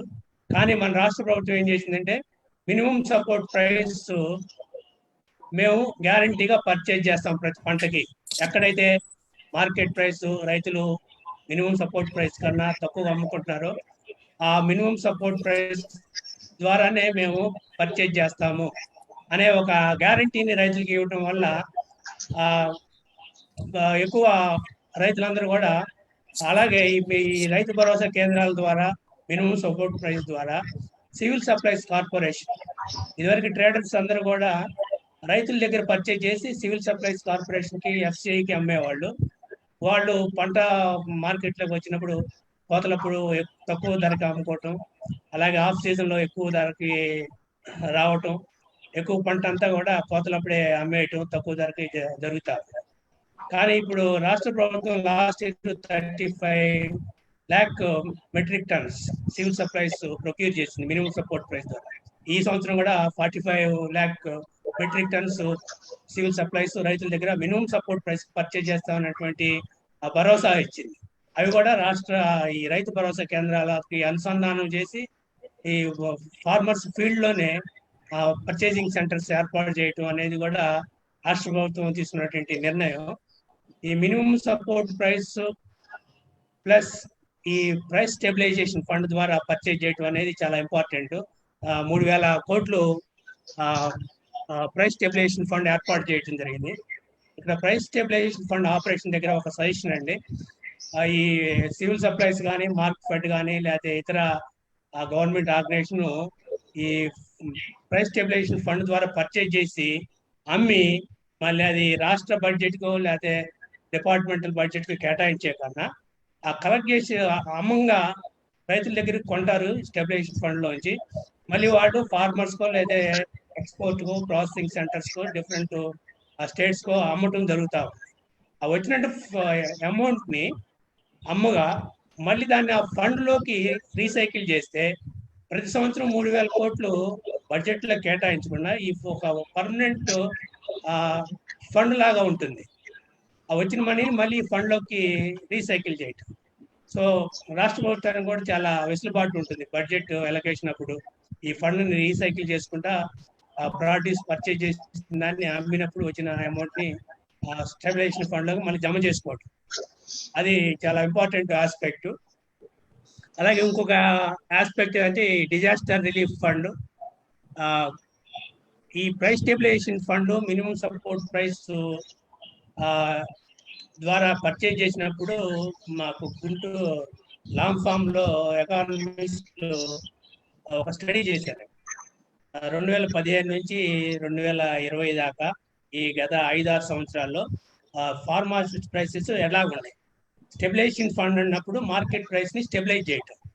మేము ఆ ప్రైస్ ఇండెక్స్ క్యాల్కులేట్ చేసినప్పుడు ఫార్మర్స్ ప్రైసెస్ కి government stabilisation fund intervention MSP ద్వారా పర్చేజ్ చేయటం వల్ల 3 to 4% కన్నా ప్రైసెస్ పెరగలేదండి. సో ఆ విధంగా మార్కెట్ ప్రైస్ ని స్టెబిలైజ్ చేయడానికి ఈ ఫండ్ చాలా ఉపయోగపడుతుంది. అలాగే ఎంఎస్పి పర్చేసెస్. ఇంకొక ఆస్పెక్ట్ గవర్నమెంట్ టేకప్ చేసింది అంటే ఈ multipurpose facility centres. Multipurpose facility centres దాంట్లో అంటే ఈ పోస్ట్ హార్వెస్ట్ పంట అనంతరం తీసుకోవాల్సిన యాక్టివిటీస్ సంబంధించి, అలాగే అగ్రి ఇన్ఫ్రా ఫండ్ కింద ఒక 16 ప్రాజెక్ట్స్ ని టేకప్ చేసి గత 20 సంవత్సరాల నుంచి కూడా సైంటిస్టులు, అగ్రికల్చర్ సైంటిస్టులు నేషనల్ లెవెల్లో సెకండ్ గ్రీన్ రెవల్యూషన్ గురించి మాట్లాడుతూ ఉన్నారు. అలాగే సెకండరీ అగ్రికల్చర్ గురించి డిఫరెంట్ ప్రోగ్రామ్స్, ప్రాజెక్ట్స్ టేకప్ చేస్తా ఉన్నారు. కానీ ఈ 20 సంవత్సరాల నుంచి కూడా ఈ సెకండ్ గ్రీన్ రెవల్యూషన్ సంబంధించి సెకండరీ అగ్రికల్చర్ సంబంధించి ఎక్కడ వేసిన గొంగళి అక్కడే ఉంది. కానీ గత 2 సంవత్సరాల్లో స్టేట్ గవర్నమెంట్ తీసుకున్నటువంటి సెవరల్ యాక్టివిటీస్ దీనివల్ల ఒక సెకండ్ గ్రీన్ రెవల్యూషన్ అనేది అతి త్వరలోనే మన రాష్ట్రంలో మనం విజయవంతంగా చూడబోతున్నాం అనేది నాకు గట్టి నమ్మకం అండి. ఎందుకంటే ఈ secondary agricultural activities, post harvest activities, cold storage కానీ, గోడౌన్స్ కానీ, ప్రతి నియోజకవర్గంలో కోల్డ్ స్టోరేజ్, గోడౌన్స్, అలాగే grading centres, drying floors, packing centres, primary processing centres, అలాగే క్వాలిటీ టెస్టింగ్ కి ఎస్ఐయింగ్ ఎక్విప్మెంట్స్, కస్టమైరింగ్ సెంటర్స్, ఇలాగా డిఫరెంట్ మల్టీపర్పస్ ఫెసిలిటీ సెంటర్స్. ఈ యాక్టివిటీస్ అన్ని కూడా ఒకే సెంటర్ లో విలేజ్ లెవెల్లో ఇవి కూడా ఆర్బీకేసి అనుసంధానంగా పనిచేయటం. అలాగే అగ్రికల్చరల్ ఇన్ఫ్రా ఫండ్ కింద 16 ప్రాజెక్టులని స్టేట్ గవర్నమెంట్ టేకప్ చేయబోతుంది 52 సంవత్సరాల్లో. 111 యూనిట్స్, ఫుడ్ ప్రాసెసింగ్ యూనిట్స్, ప్రతి పార్లమెంట్ నియోజకవర్గానికి ఒక ఫుడ్ ప్రాసెసింగ్ యూనిట్, 25 సెంటర్స్. అలాగే dry storage and drying platforms 4277. అలాగే పబ్లిక్ డిస్ట్రిబ్యూషన్ సిస్టమ్ కి గోడౌన్స్ 60 గోడౌన్స్. అలాగే collection centres, cold rooms 1483, turmeric boilers and polishers. అలాగే primary processing units 7950, assaying centres equipment 10678, bulk milk cooling centres 9899, automatic milk collection centres 8051, అలాగే 10750 custom hiring centres. అలాగే custom hiring centres కూడా clusters approach లో 1035 clusters ఏర్పాటు చేసి each cluster కి 25 లక్షలు ఇచ్చి క్లస్టర్స్ ని, అలాగే ప్రతి కస్టమ్ హైరింగ్ సెంటర్ కి 15 లక్షలు ఇచ్చి, అది ప్రైవేట్ లో కానీ గవర్నమెంట్ ఆధ్వర్యంలో కానీ 1750 కస్టమ్ హైరింగ్ సెంటర్స్ ని. అలాగే high value farm mechanisation centres, ప్రతి hubs 175 farm mechanisation hubs high value సంబంధించి ప్రతి హబ్ కి 1 కోటి రూపాయలు ఫండింగ్ చేయటం. అలాగే ఫిషరీస్ సెక్టర్ లో ఫిషింగ్ హార్బర్స్ 4ని డెవలప్ చేయటం, 10 fish processing centres, 100 aqua hubs, 8 pre processing units ఈ ఫిషరీస్ సెక్టర్ లో గవర్నమెంట్ టేకప్ చేస్తుంది. ఈ యాక్టివిటీస్ అన్నిటి వల్ల రాబోయే 2 సంవత్సరాల్లో మనం సెకండ్ గ్రీన్ రెవల్యూషన్ అన్నిటిని కూడా సక్సెస్ఫుల్ గా ఇంప్లిమెంట్ చేయగలిగితే ఆ state government departments and processing food processing society, Agros, ఇట్లాంటి ఇన్స్టిట్యూషన్స్ అన్ని కూడా యాక్టివ్ గా పనిచేస్తే మనం సెకండ్ గ్రీన్ రెవల్యూషన్ అతి త్వరలోనే రాబోయే 2 సంవత్సరాల్లో చూడగలం. అలాగే రైతు భరోసా కేంద్రాలు కూడా అవి 1-2 ఇయర్స్ ఇనిషియల్ స్టేజ్ లో ఉన్నాయి. నెక్స్ట్ 2 ఇయర్స్ లో కూడా వీటిని స్ట్రెంగ్ చేస్తే మనకి గ్రామాల్లో అగ్రికల్చర్ యాక్టివిటీస్ సంబంధించి ఒక పర్మనెంట్ వ్యవస్థ, ఇదివరకు కోఆపరేటివ్ సొసైటీస్ ఎలాగా పనిచేసాయో అంతకన్నా బెటర్ వ్యవస్థల్ని మనం పర్మనెంట్ గా ఎస్టాబ్లిష్ చేయొచ్చు. అలాగే ఈ డైరీ సెక్టర్ వచ్చేసి మనకి రీసెంట్ గా అమూల్ ఇష్యూ నడుస్తా ఉంది ప్రతి చోట కూడా. ఈ కోఆపరేటివ్ మిల్క్ ప్రొడ్యూసర్ సొసైటీస్ వీటన్నిటిని కూడా మల్టీపర్పస్ సొసైటీ కన్వర్ట్ చేయటం, వాటిని ప్రొడ్యూసర్స్ కంపెనీగా కన్వర్ట్ చేయటం, ప్రొడ్యూసర్స్ కంపెనీస్ గా ఎప్పుడైతే తయారు చేసామో కొంత వ్యక్తుల గుత్తాధిపత్యంలోకి district level cooperatives, milk society unions, village level collection centres కానీ కొంతమంది వ్యక్తులు గుత్తాధిపత్యంలోకి వెళ్ళింది. ఎప్పుడైతే కంపెనీస్ గా మారినాయి. విష్ణు శంకర్ సార్, అంటే డీటెయిల్స్ లేదు, ప్రస్తుతానికి సఫిషియెంట్ గానే చెప్పారు. ఇంకేదైనా కొత్త విషయాలు ఉంటే చెప్పండి, అదర్వైజ్ వి విల్ కంక్లూడ్. అది ఓకే సార్. అదే, సో మన విష్ణు శంకర్ గారికి చాలా ధన్యవాదాలు. వారు మంచి ఎకానమిస్టు.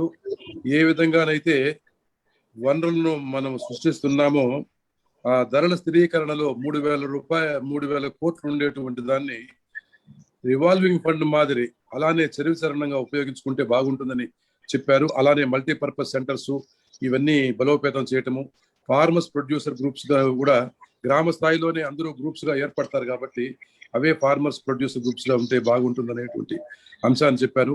ప్రతి వ్యక్తి కూడా గ్రామ స్థాయిలో గ్రామ సచివాలయాల ఏర్పాటు గురించి చాలా గొప్పగా చెప్పారు. అది నిజంగా వాస్తవం. పరిపాలన అనేటువంటిది మాటల్లో కాకుండా రైతు ముంగిట్లోకి తీసుకెళ్లారనేటువంటిది వాస్తవం.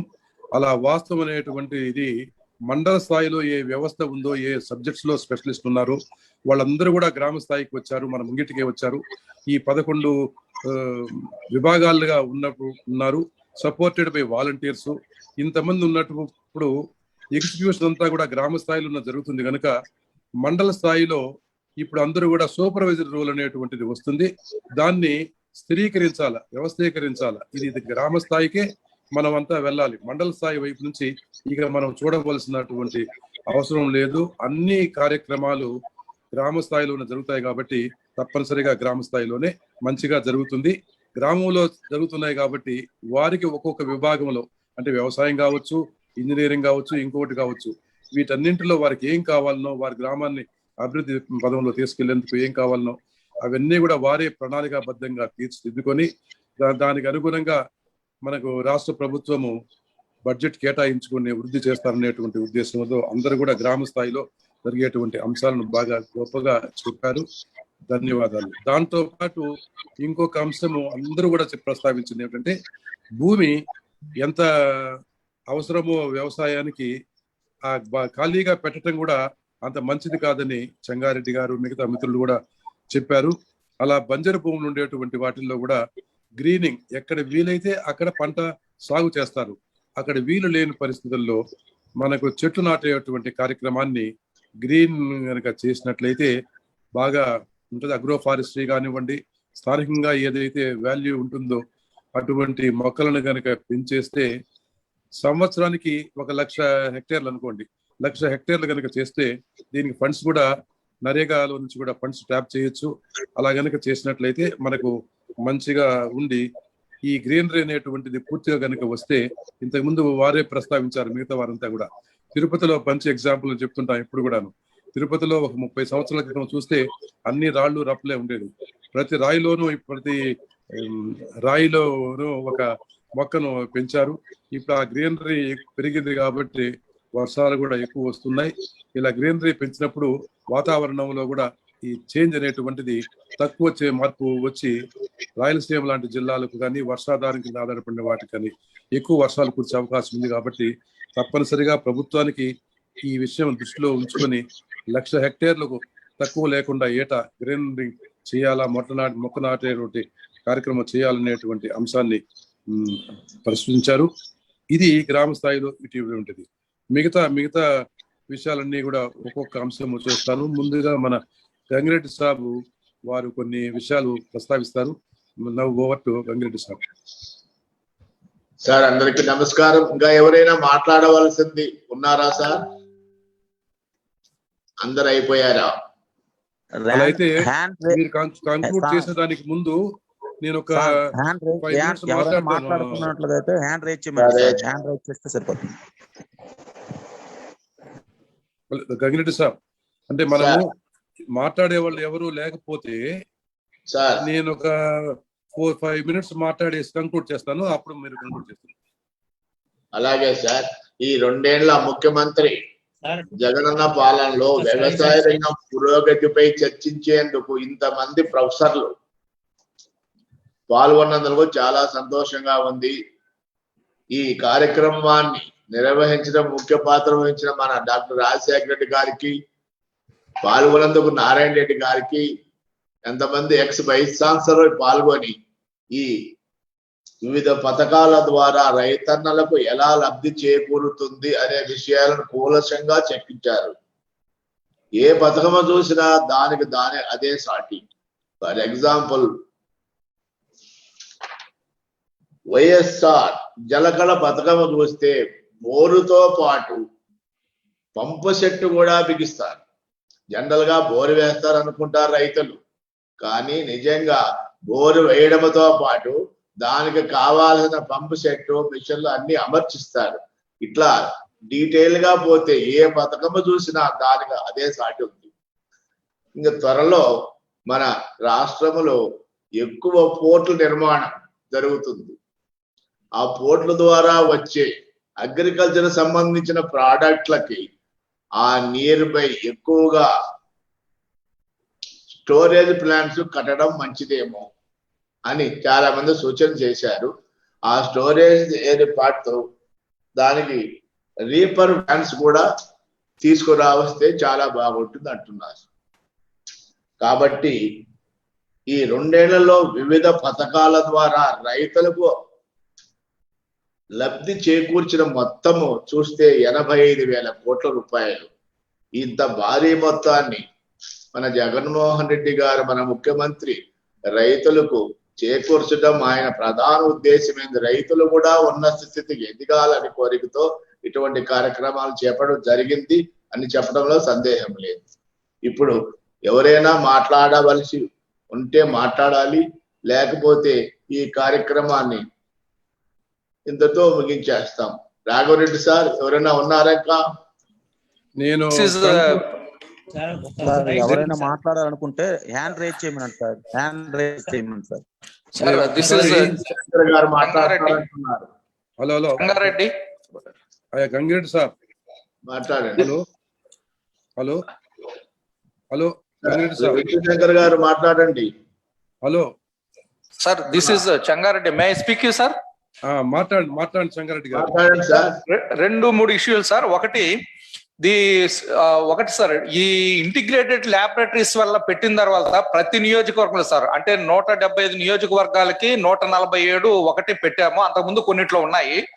ఇది కాకుండా డిస్ట్రిక్ట్ సెంటర్ వైజ్ కూడా పెట్టాము సార్. ఇక్కడ ఏం జరుగుతుందంటే, ఇక్కడే మా మిత్రుడు విష్ణుశంకర్ గారు చెప్పినట్టు, ఇక్కడ గత 2 సంవత్సరాల్లో మనం క్వాలిటీ ఆఫ్ సీడ్ అనేది ఎక్కడ కూడా కంప్లైంట్స్ లేవు సార్.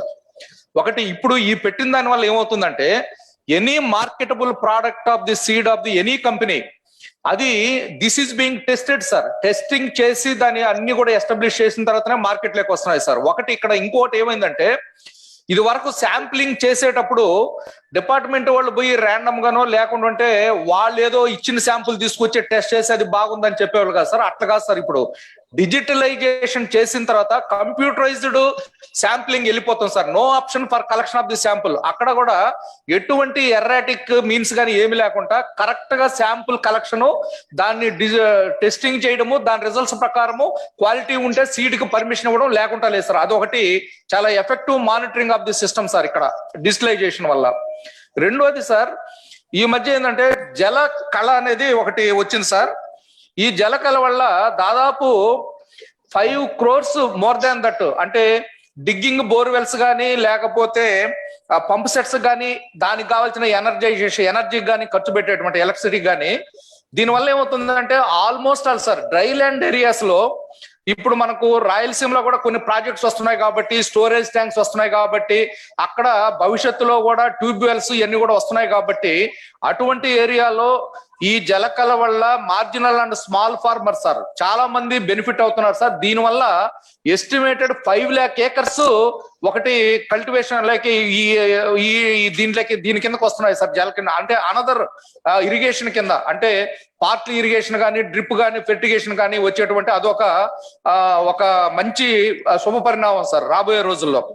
రెండోది ఏంటంటే సార్, ఇప్పటి వరకు కూడా ప్రాజెక్ట్స్ మనకు 1000 more than that in and around 10% 1000 టీఎంసీలు ఉన్నాయనుకోండి సార్. ఇప్పుడు ఆన్ గోయింగ్ ప్రోగ్రామ్స్ వల్ల విత్ ఇన్ ఇయర్ ఆర్ 2 మనకు 300 పైన టీఎంసీలు వాటర్ అవైలబిలిటీలో వస్తుంది సార్. దీనివల్ల 34 lakhs మోర్ దాన్ 30 lakhs నుంచి 35 lakh వరకు కూడా ఇరిగేషన్ కి రాబోయే 2 సంవత్సరాల్లో కొత్త ఏరియాస్ ఇరిగేషన్ కింద వస్తున్నాయి సార్. ఇది ఒకటి. ఇంకపోతే సార్, యూనివర్సిటీలో కూడా మేము సీడ్ ప్రొడక్షన్ ని సార్ లాస్ట్ టైం మీ టైంలో sir this is a foundation laid by the honourable మా రాఘవరెడ్డి గారు వైస్ ఛాన్సలర్. ఒక రివాల్వింగ్ ఫండ్ ఇచ్చి దాని ద్వారా జనరేట్ చేసి ఆ డబ్బులను ఉపయోగించి మేము సీడ్ ప్రొడక్షన్ దాన్ని ఎన్హాన్స్ చేసుకుంటా పోయినాం సార్. ఆ అవకాశాన్ని ఆ రోజు ఆ ప్రోగ్రామ్ సిస్టమ్ అంతా తీసుకొచ్చింది రఘువర్ధన్ రెడ్డి సారు. తర్వాత దాన్ని పద్మరాజ్ సార్ కూడా స్ట్రెంథన్ చేశారు సార్. ఇది డైరెక్టర్ ఆఫ్ రీసెర్చ్ గా ఉండగా రాఘవరెడ్డి గారు ఇది. అది ఇప్పుడు మేము 20,000 tons నుంచి సార్ ఈ సంవత్సరం 40,000 tons బ్రెడర్ సీడ్ ప్రొడక్షన్ చేశాం సార్. అది నెక్స్ట్ ఇయర్ కి మేము ఆల్మోస్ట్ 75,000, ఈవెన్ ప్లానింగ్ ఏంటంటే ఈవెన్ 1,00,000 కన్నా 1 lakh tons కూడా మేము మీరు ఇచ్చినటువంటి ఆ రోజు ఈ రోజు మా వైస్ ఛాన్సలర్ ఉన్నటువంటి డైరెక్టర్ ఆఫ్ సీడ్స్ ఆయనకున్నట్టు అవగాహన దీంట్లో సీడ్ ప్రొడక్షన్ కానీ దీన్ని ఆ లెవెల్ కి తీసుకెళ్తున్నాం సార్. మేము quality of the seed production sir that కూడా ఇది ఒకటి శుభ పరిణామం సార్. ఇట్లా యూనివర్సిటీ ఓవరాల్ గా కొత్త ఏరియాస్ ఆఫ్ రీసెర్చ్ ని ఐడెంటిఫై చేయడము, కొత్త ప్లానింగ్ చేసుకోవడము, దీన్ని ఉండింది స్ట్రెంథన్ చేసుకోవడము, ఆ విధంగా university in association with coordination sir, excellent coordination with department of agriculture ఈ విధంగా జరిగిన దాని వల్ల ఓవరాల్ గా. ఇంకోటి సార్, లాస్ట్ టైం 2 years లో కూడా క్రాప్ సీజన్ లో సార్ లాస్ట్ ఇయర్ మరి కొన్ని over moisture conditions excess rain కొన్ని ఏరియాస్ లో సార్ ఒకటి for the last 2 years sir we have seen no mandal is identified as a drought declared as a drought area sir. ఏ మండల్ కూడా declare కాలేదు sir. అంటే that shows that government timely taken steps గానీ ఎక్కడైనా crop దెబ్బతిన తర్వాత contingency plan ని department of agriculture in association with the university దాన్ని success చేయడంలో గత 2 సంవత్సరాల్లో put more efforts sir for successful year of the contingency plans కూడా చేసి ఒక్క క్రాప్ సీజన్ కూడా ఫార్మర్స్ కి నష్టపోకుండా చేయడం వల్ల కూడా మనకు గ్రోత్ రేట్ అగ్రికల్చర్ లో ట్రెమెండరస్ గా పెరిగింది sir. We are successfully for the last 1920 కానీ 2021 ఇయర్ లో కూడా సార్ యాజ్ విష్ణు శంకర్ చెప్పినట్టు ఇంత పాండమిక్ ఇయర్ లో కూడా ఇది hats off to the government sir efforts and also thanks to the strenuous efforts the farmers of the Andhra Pradesh sir for the success of this productive years of the 1920 2021 sir. This is what I want to submit to you sir. Hello నమస్తే sir. నమస్తే. Just hello Gangireddy sir చెప్పండి sir. Vishnu Shankar గారు hello. రెండు points చెప్పగలుగుతున్నాను sir. ఈ రైతు భరోసా PM Kisan scheme లో మనం tenant farmers ఎక్కువ మంది, ఎందుకంటే 50% కల్టివేషన్ అంతా కూడా టెనెంట్స్ ద్వారా జరుగుతుంది, కౌలుదారుల వల్ల. ఈ కౌలుదారు ప్యూర్ టెనెంట్స్ అండి. ఓనర్ టెనెంట్స్ కి వాళ్ళకి ఓనర్షిప్ ఉన్న ల్యాండ్ 1 acre ఉన్నా 1/2 acre ఉన్నా రైతు భరోసా పిఎం కిసాన్ స్కీమ్ ద్వారా లబ్ధి పొందుతున్నారు. ప్యూర్ టెనెంట్స్ కి చాలా మంది ఈ స్కీమ్ బయటే ఉన్నారు. లేకంటే నాకు ల్యాండ్ ఉందండి, నాకు కౌలుదారు ఉన్నాడు, నేను ఆయన ఫోర్స్ చేసి అప్లై చేయించాను. వాళ్ళు ఏంటంటే భయపడుతున్నారు, అసలు వస్తుందా రాదా, గవర్నమెంట్ ఒప్పుకుంటుందా ఒప్పుకోదా మాకు ఇవ్వడానికి అని. నేను అప్లై చేయించి ఎన్రోల్ చేపిస్తే లాస్ట్ ఇయర్ అతనికి పిఎం కిసాన్ వాళ్ళ 17,500 వచ్చింది. ఈ సంవత్సరం కూడా 5,500 వచ్చినాయండి లాస్ట్ మంత్. అలాగా టెనెంట్ ఫార్మర్స్ ని ఎక్కువ మందిని దగ్గర 25 నుంచి 30 లక్షల మంది కౌలు రైతులు ఉంటారు, అచ్చమైనటువంటి కౌలు రైతులు. వాళ్ళని ఈ స్కీమ్ లో ఎంటర్ చేయడం అనేది ఇంకొక ముఖ్యమైన విషయం. దీనికి గవర్నమెంట్ కొంత యాక్టివిటీ అనేది టేకప్ చేయాలా.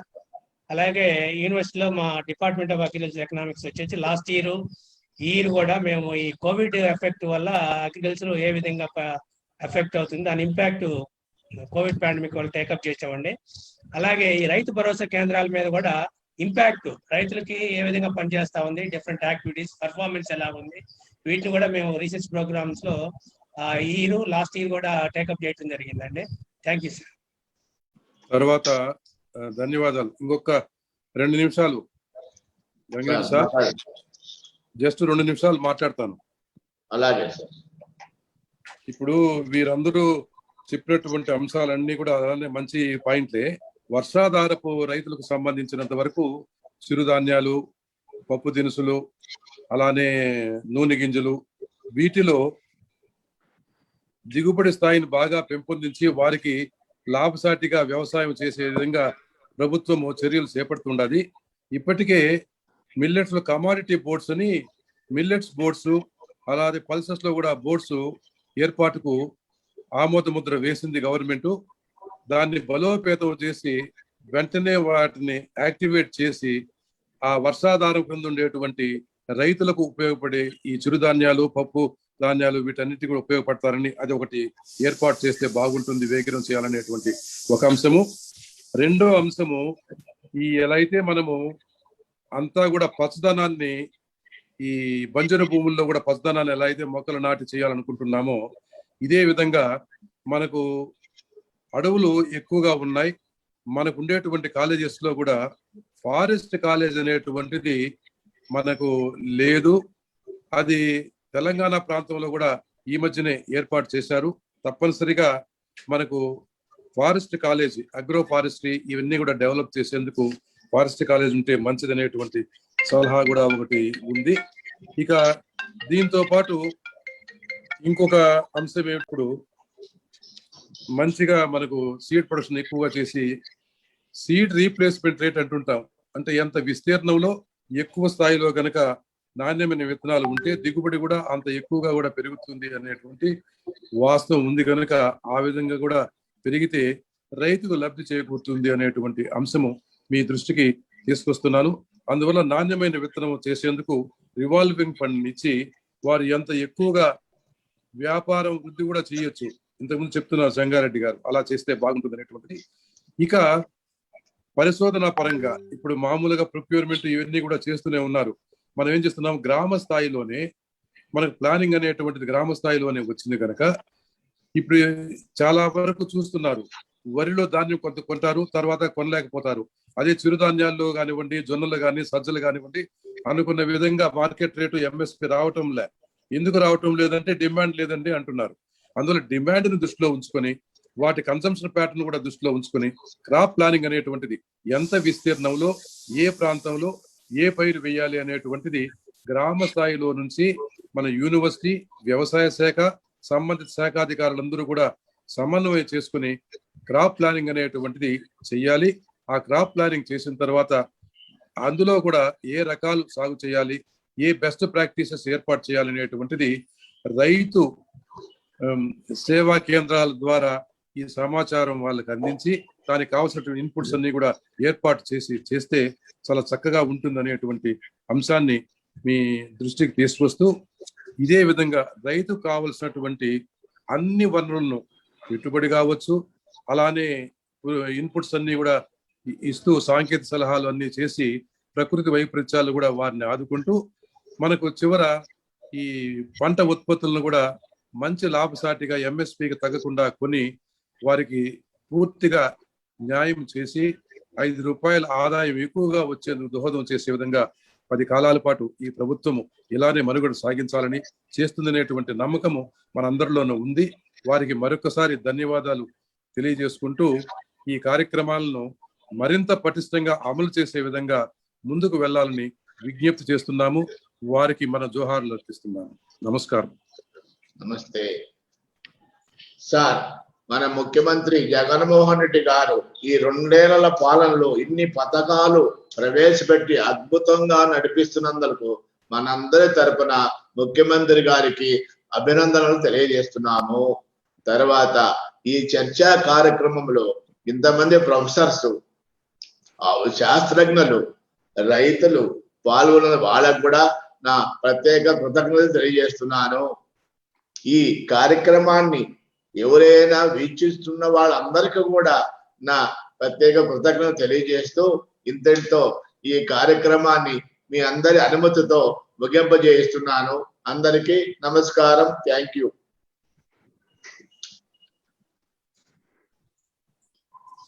మీటింగ్ ఎండ్ చేస్తున్నాను sir. Thank you sir. Thank you sir. Thank you. Thank you sir.